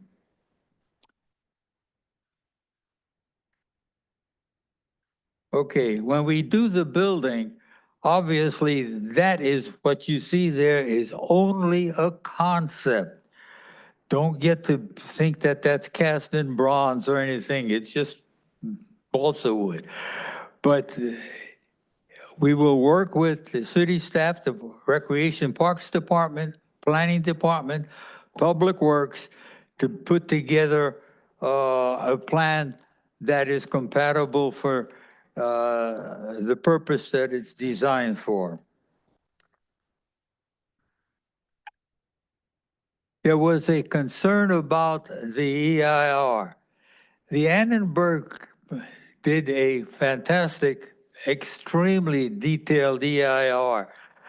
This is going to be only 10% of that in terms of the building, and the rest of it is going to be essentially just open space with native plant people putting native plants in there to decorate it.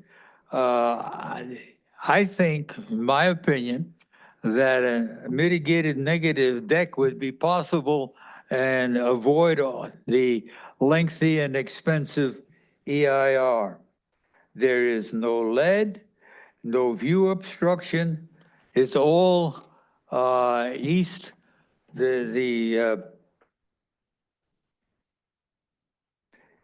It's east of the area from the residents, so that it's not going to be a noise problem.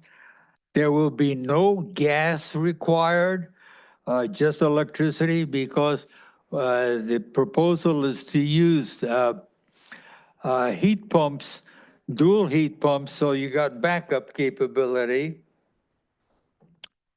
And we expect that a 2 to 3 year construction process. So about 2 to 3 years from now, if we move forward quickly, we can dedicate it to the city, hopefully in my lifetime. But that's basically some of the comments I have with respect to the staff report. And I'll be happy to try and answer any questions the staff may have at this time. Sure, question. And this council. Okay, well, I guess if the staff have questions, that's fine as well. Does the staff have questions, Ara? I don't think they're questions, but I just want to reiterate some points that are in the staff report and what Mr. Dida has shared to you. First and foremost, I think it's important for the council to know this is public land.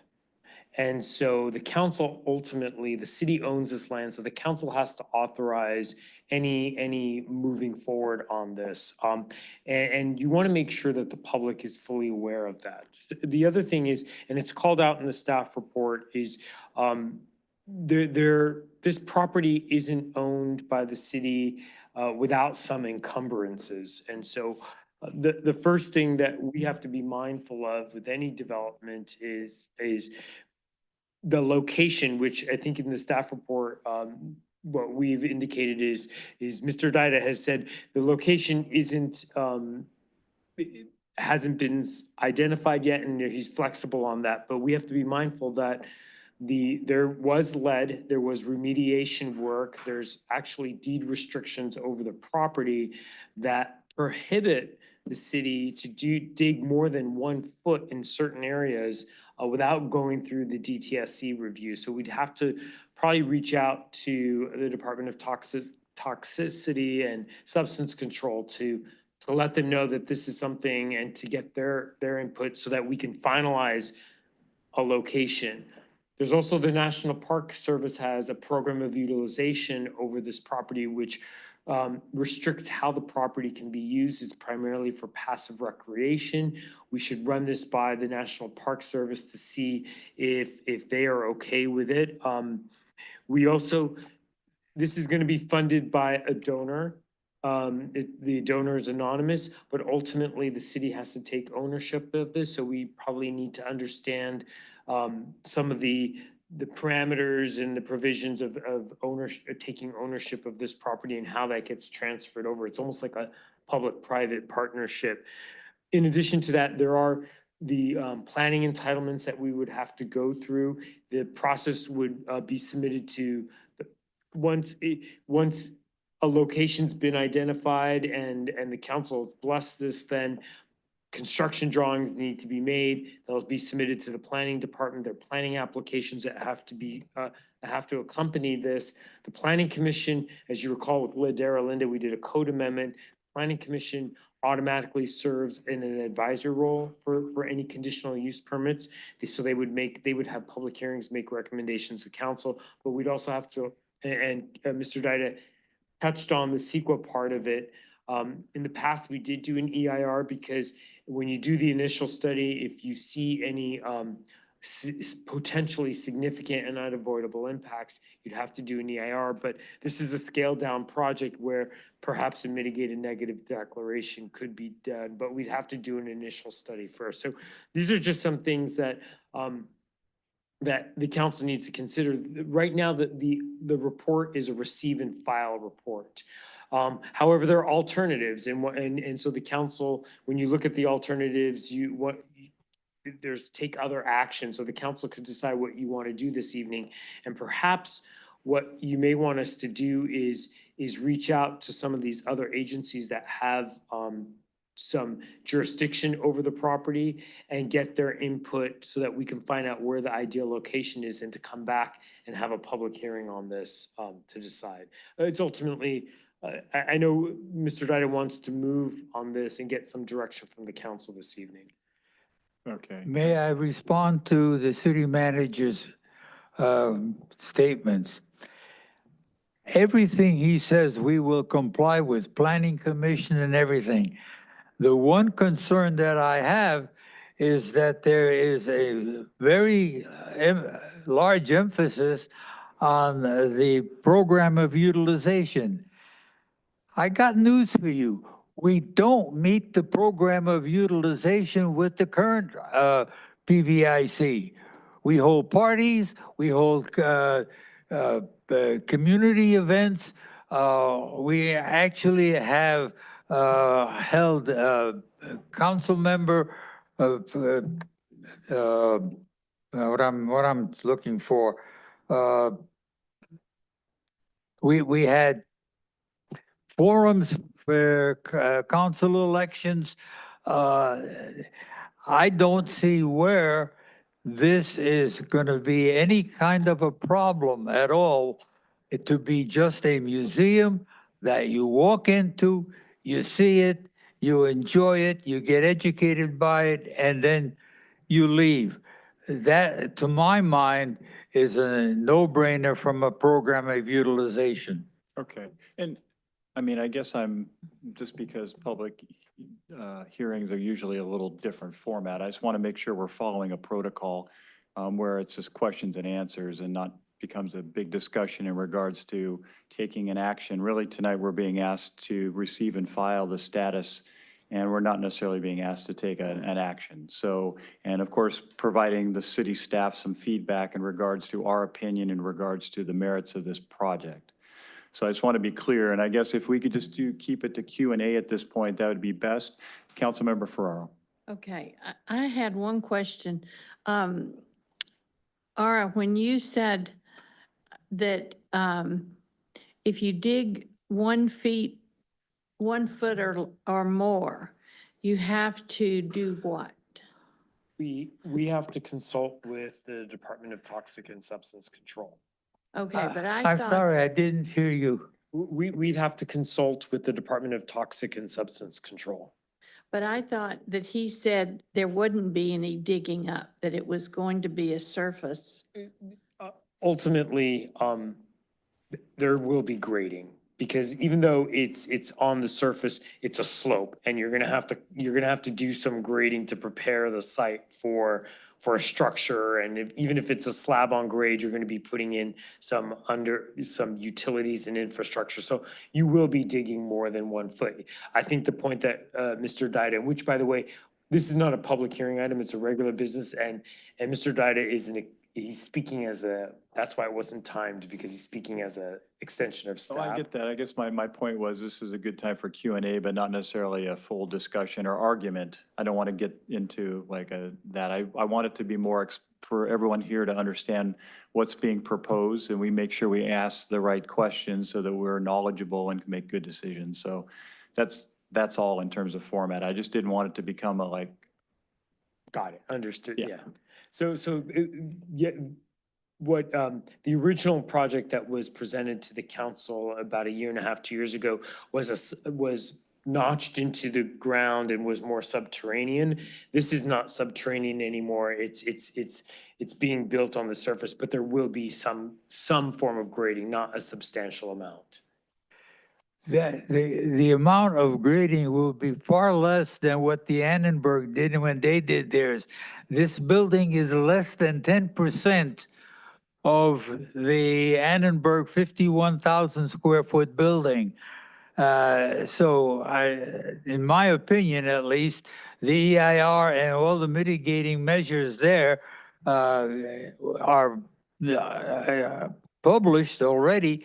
They can be adjusted to a smaller concept for this building. Okay. Other questions?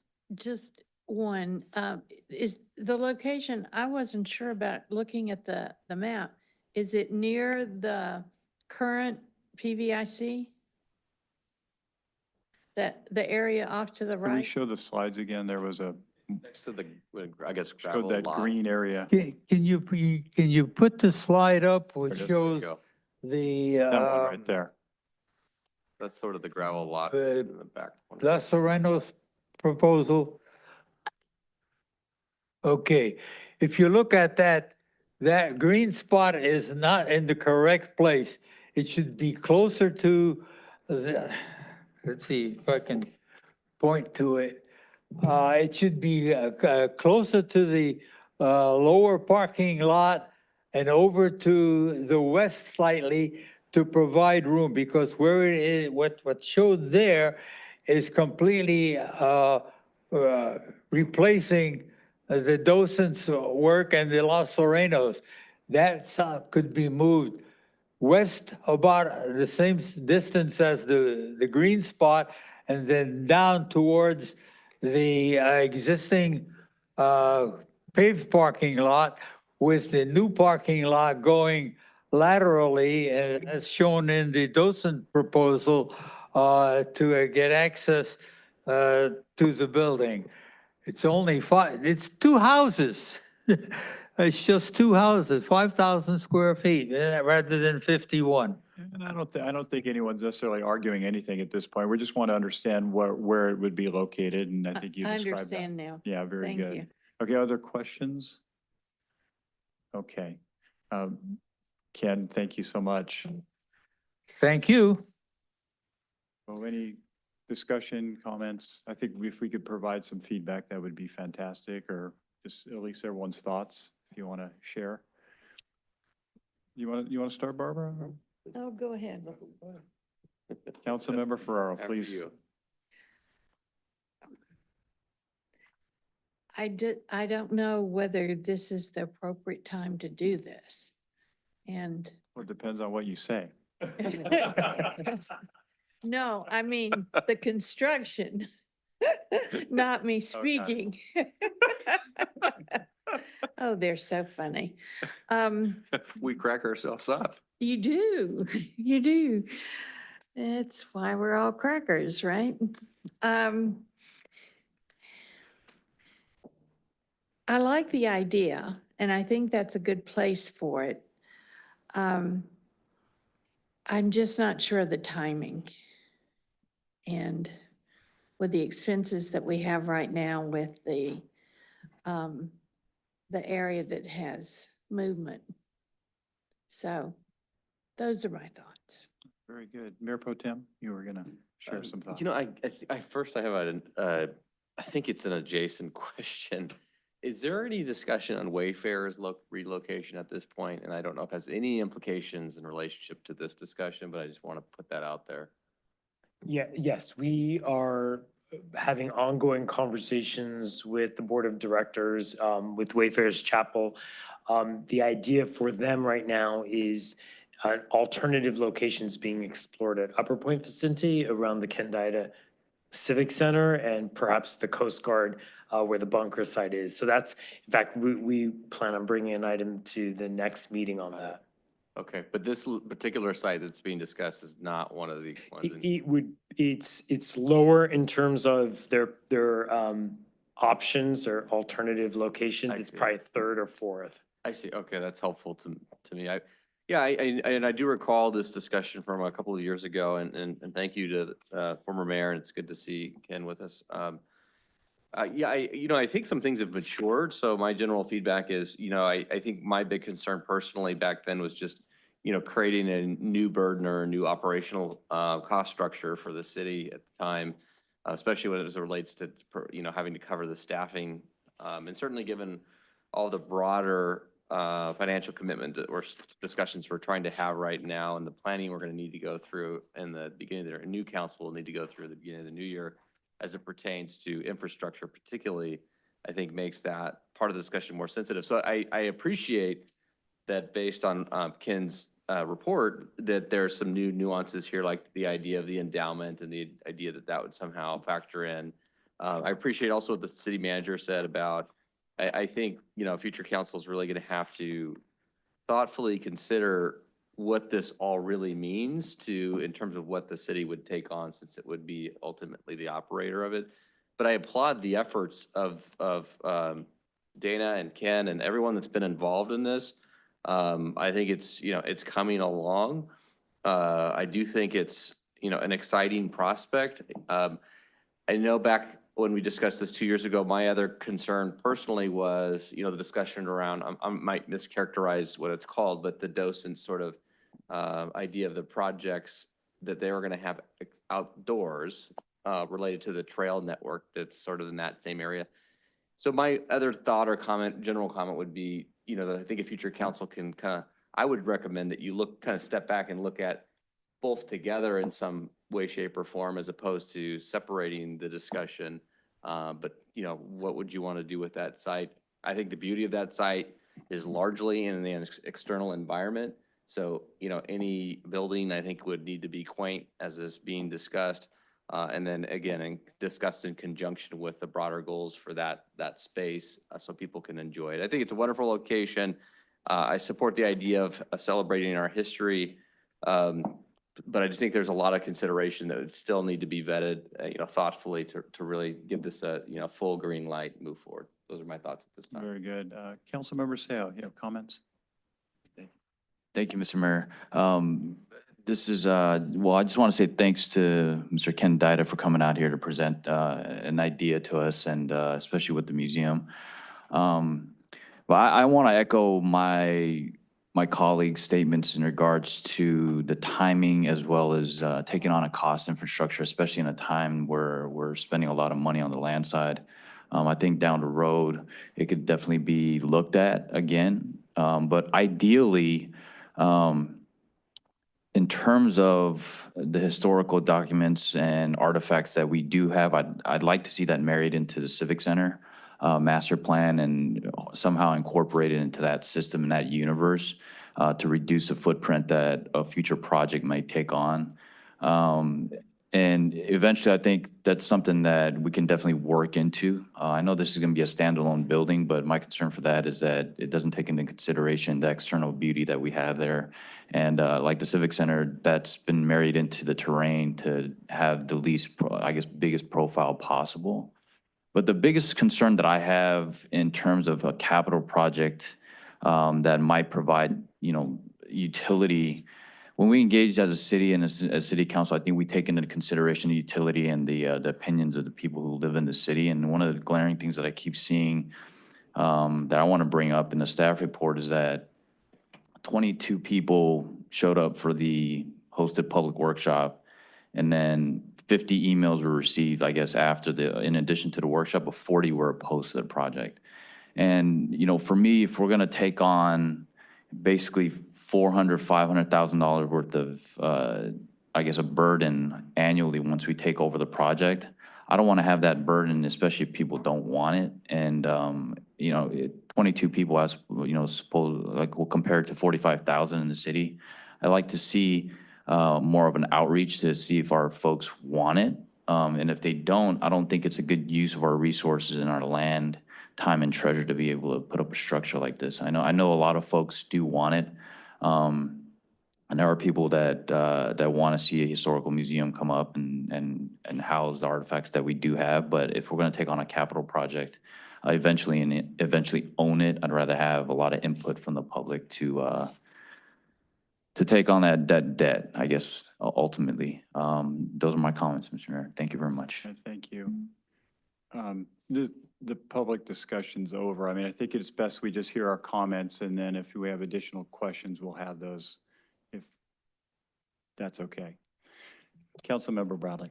Thank you, Mayor Cruikshank. So I love the idea of having a consolidated history museum, certainly something that's a public-private partnership and where we are not taking on capital infrastructure costs, just maybe O&M costs as we continue. I think that's very attractive. But I do think we need to do a little bit more homework. I think staff brought up the fact that this site is encumbered by some constraints from the federal government, National Park Service, and others.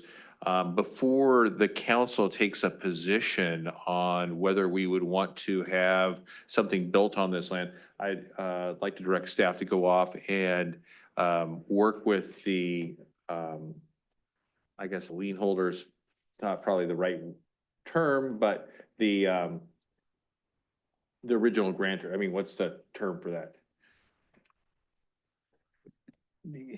The oversight committees or organizations and whoever holds that the sway over us being able to do something and be able to bring that back to council in the near term, most likely with the next council, to be sure that we have a clear path to being able to do something on this site, and they're not going to have a meltdown, so to speak, before we would actually vote on whether to accept something onto city land.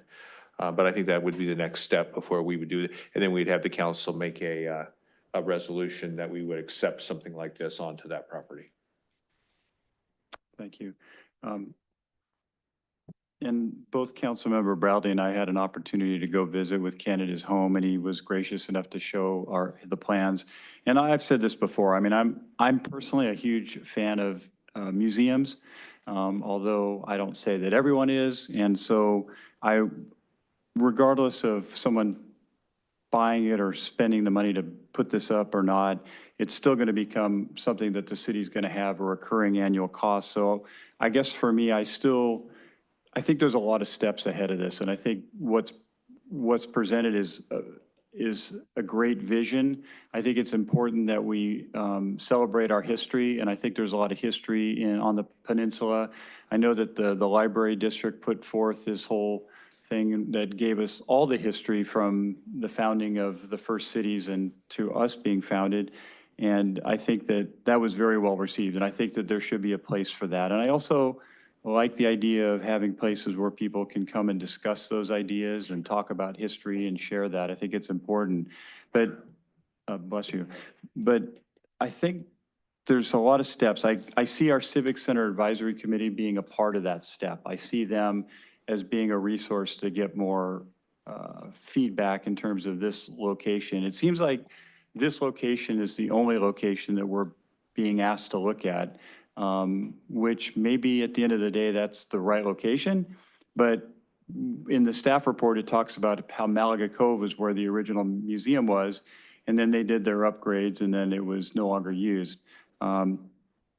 It still seems like the school district should be somehow a part of it. I wonder if they've been approached in regards to using their buildings and their facilities to be able to have this type of programs going on. UCLA, they're a new partner here. They need to be talked to. Our Civic Center Advisory, I'd love to see a pop-up sort of thing just to get a proof of concept, to see generating some interest, to see how many people would show up.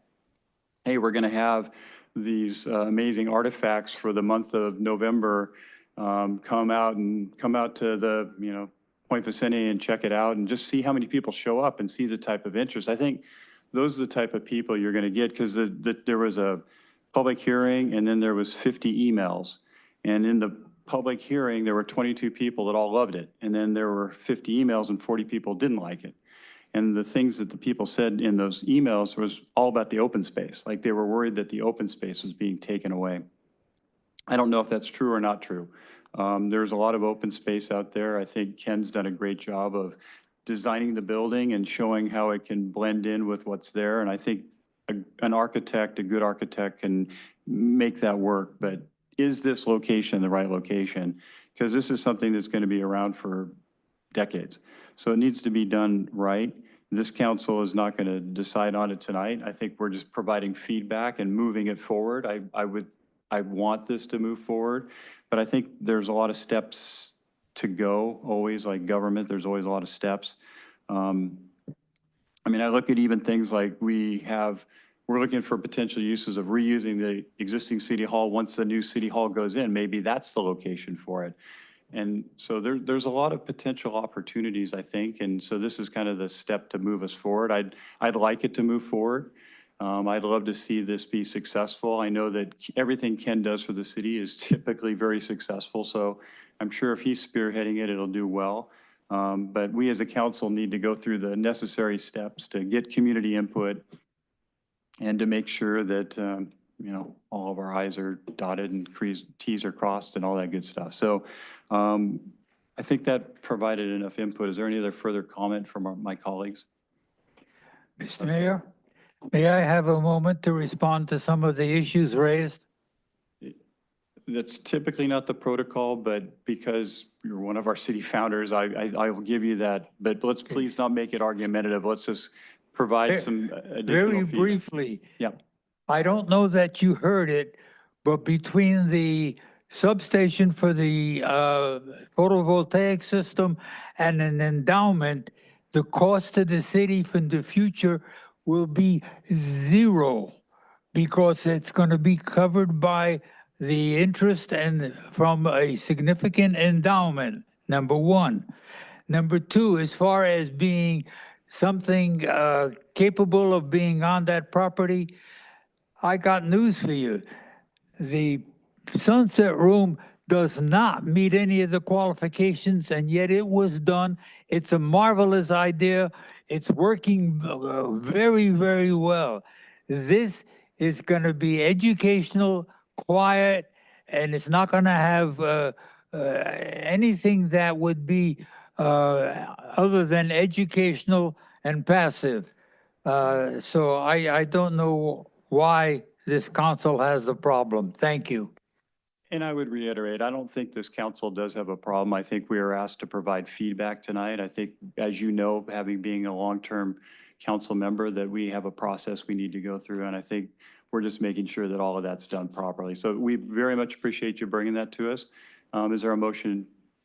And Mr. Mayor, if I can just kind of make a suggestion here, perhaps because it is a receive and file as a recommendation, but perhaps there could be added to that direction for us to reach out to some of those governing agencies that have oversight or restrictions to see where they are. And then we can come back maybe in the next 3 months, 4 months with an update. Because we should know whether what National Park Service is, the DTSC, and I think there's another agency I wrote down. I'm drawing a blank, but we should reach out to them and see what their thoughts are. I'll make that motion, and I think it's right. I think next time it comes back to the city council, there needs to be kind of those next steps. But we need to know what those roadblocks are going to be in order to moving forward with this project. So I'll make that motion. I'll second. And so that includes with direction to contact the agency. Yeah, that's correct. Okay. Thought I already made that direction, but. We'll call it the Dave Bradley motion then. Ooh. Okay, it's moved and seconded. Councilwoman Have Farrar. enough parts if it's a Dave Bradley motion. It's true. Councilman Bradley. Yes. Councilman Seo. Yes. Mayor Potem Alegria. Yes. Mayor Cruikshank. Yes. Motion passes. With that, we can move to item letter F, pulled earlier this evening by Councilman Bradley. Consideration and possible action to file a notice of completion for the restroom improvements at the Point Vicente Interpretive Center project. Councilman Bradley.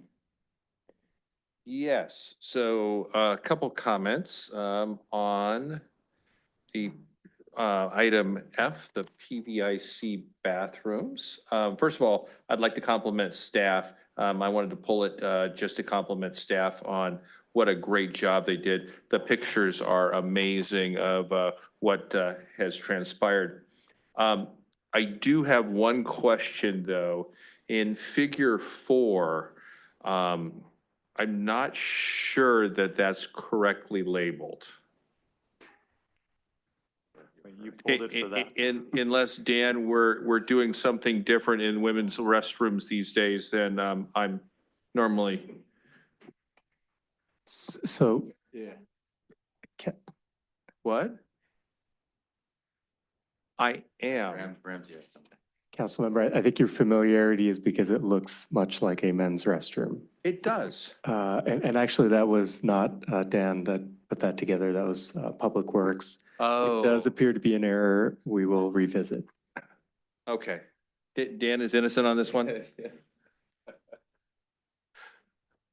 Or at least he's not responsible. Maybe not innocent. Anyways, Ramsey, yeah, Public Works. You guys did a great job. I've seen this. It is 100 times better than it was. So kudos to you and staff. And that is all I wanted to talk about. Would you like to make a motion? I'd like to make a motion to receive and file with our thanks to Public Works, having the back of Rec and Parks. Second. Oh, wait a minute. We've pulled the item, so we need to follow what the recommended potential. There's accept three, the restroom there's 3 items that are there that need to be Oh. moved and seconded and voted on. We Move can't staff just recommendation. thank staff. What? You pulled the item. It Yes. wasn't voted on during the consent calendar, so now there's items that are in there that need to be voted on. Okay, I'll make a motion to accept the restroom improvement at Point Vicente Interpretive Center, authorize the city clerk to file a notice of completion, and authorize the Director of Public Works to release the 5% construction contingency. Second. Thank you. Sorry. Yes. Councilman Seo, Yes. Councilwoman Ferraro, Yes. Mayor Pro Tem Alegria. Yes. Mayor Cruikshank. Yes. Motion passes. With that, we can move to item letter H, pulled earlier this evening by Councilman Bradley. Consideration and possible action to receive the 2023 annual report for the Palos Verdes Nature Preserve. Councilman. So I think we can dispense with the full staff report. I just had a question of council on the naming rights, and I believe that the ad hoc subcommittee is still working on the naming rights and how we're going to adjudicate that. Is that true, Mr. City Manager? Yes, this is not part of the recommendation, but in the additional information, what we wanted to point out to the council is that there is a management agreement between the city and the Land Conservancy, and there's a provision in the management agreement that has come to light that the naming of any renaming of any of the open space areas, whether it's the overall Palos Verdes Nature Preserve or its reserves, have the authority on what that name is really lies in the Land Conservancies and purview, not the city council. The city council, they're very limited on what they could areas, and that the council really is limited to just identifying where the location of those signs would be and what those signs would look like. That is a concern that's been shared with the Land Conservancy, the council subcommittee, and the Land Conservancy's ad hoc committee. We've been discussing it. We just wanted to bring it to the council's attention. We're hoping that we can find a consensus on how to address this, but the city's concern is that because we own the preserve, we own the land, ultimately the city should be the final say on what gets renamed. And that's what we're hoping we could address with the Land Conservancy and mutually agree to bring an amendment to the management agreement that codifies that. Yeah, I think that certainly the city has to have the final approval on naming rights to make sure it's consistent with the city and the peninsula's best interests. Not that I want to stand in the way, me personally, stand in the way of the Land Conservancy being able to have donor appreciation and be able to have naming rights, but we do need to have a final say on making sure that's in the public's best interest. So there was something in here about the management agreement update. So us receiving and filing this tonight as their annual report has nothing to do with us approving that. Is that correct, Mr. City Manager? Yes, that is correct. unless the council wants to give some direction on that, you're not being asked to, but it's a receive and file report. Well, I think I'll make a motion to receive and file, but with the direction that the ad hoc committee needs to make sure that the city is the final say or the final agreement on any naming of any trail, open space, or portion of the preserve to ensure that it is in the best interest of the public good. You want to also add to that the authorization of the city manager to sign the annual report certification statement? I don't know if I want to allow him to sign it.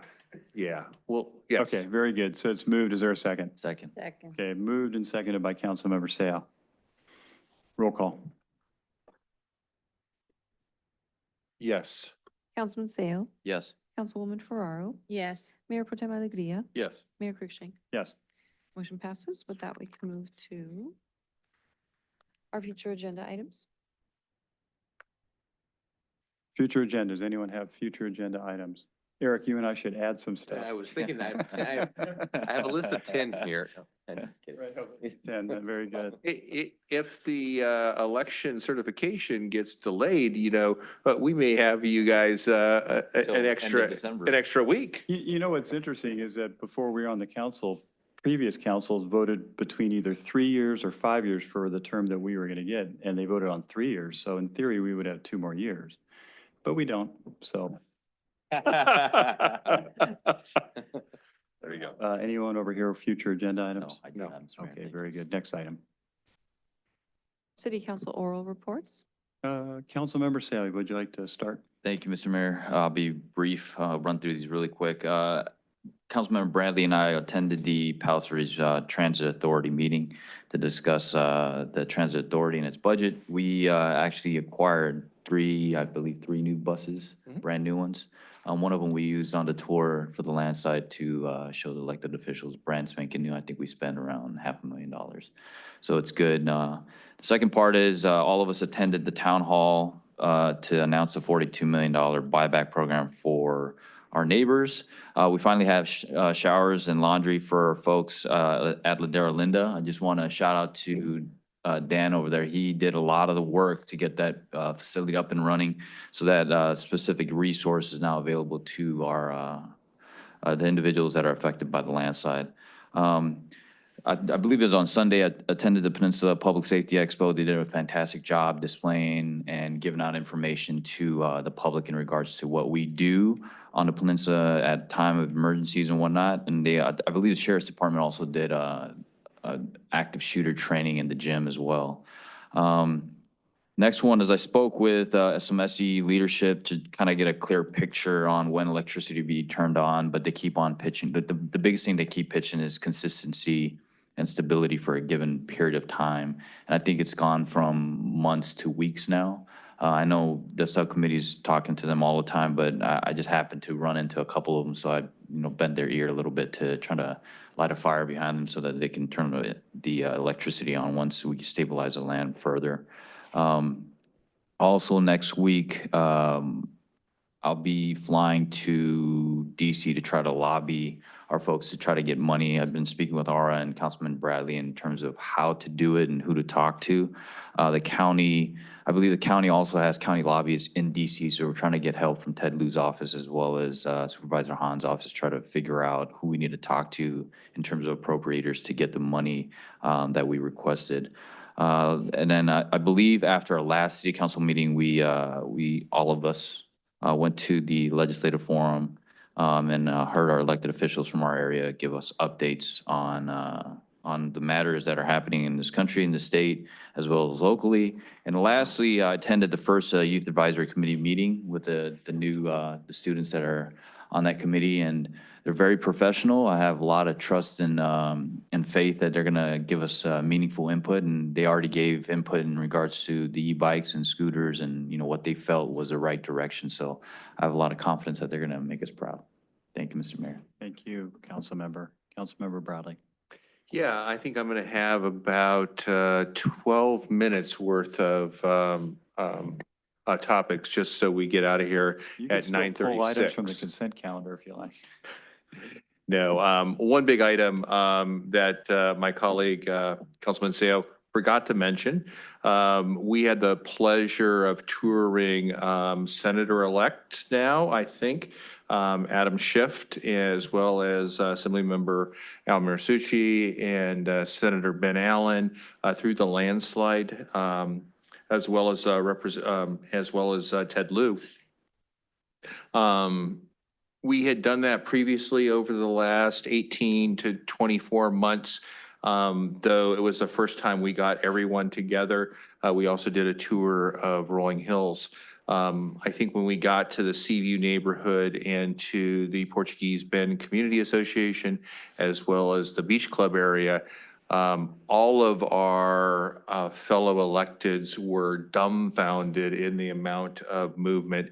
I know I'd personally toured Congressman Lieu, Ben Allen, and Al Marsucci previously through Seaview, and the fact that it was movement up to maybe their shin the last time we did it, and now it's over their head, really brought it home. And I think that that brought some real understanding from some of our fellow electeds from outside of our area what we're dealing with. I know Adam Schiff was dumbfounded on the movement that we showed him, and certainly Congressman Lieu was also, having seen it 18 months ago, was floored by the amount of movement. So hopefully that type of understanding will help us get additional resources and additional movement through our federal electeds. So that was a great opportunity.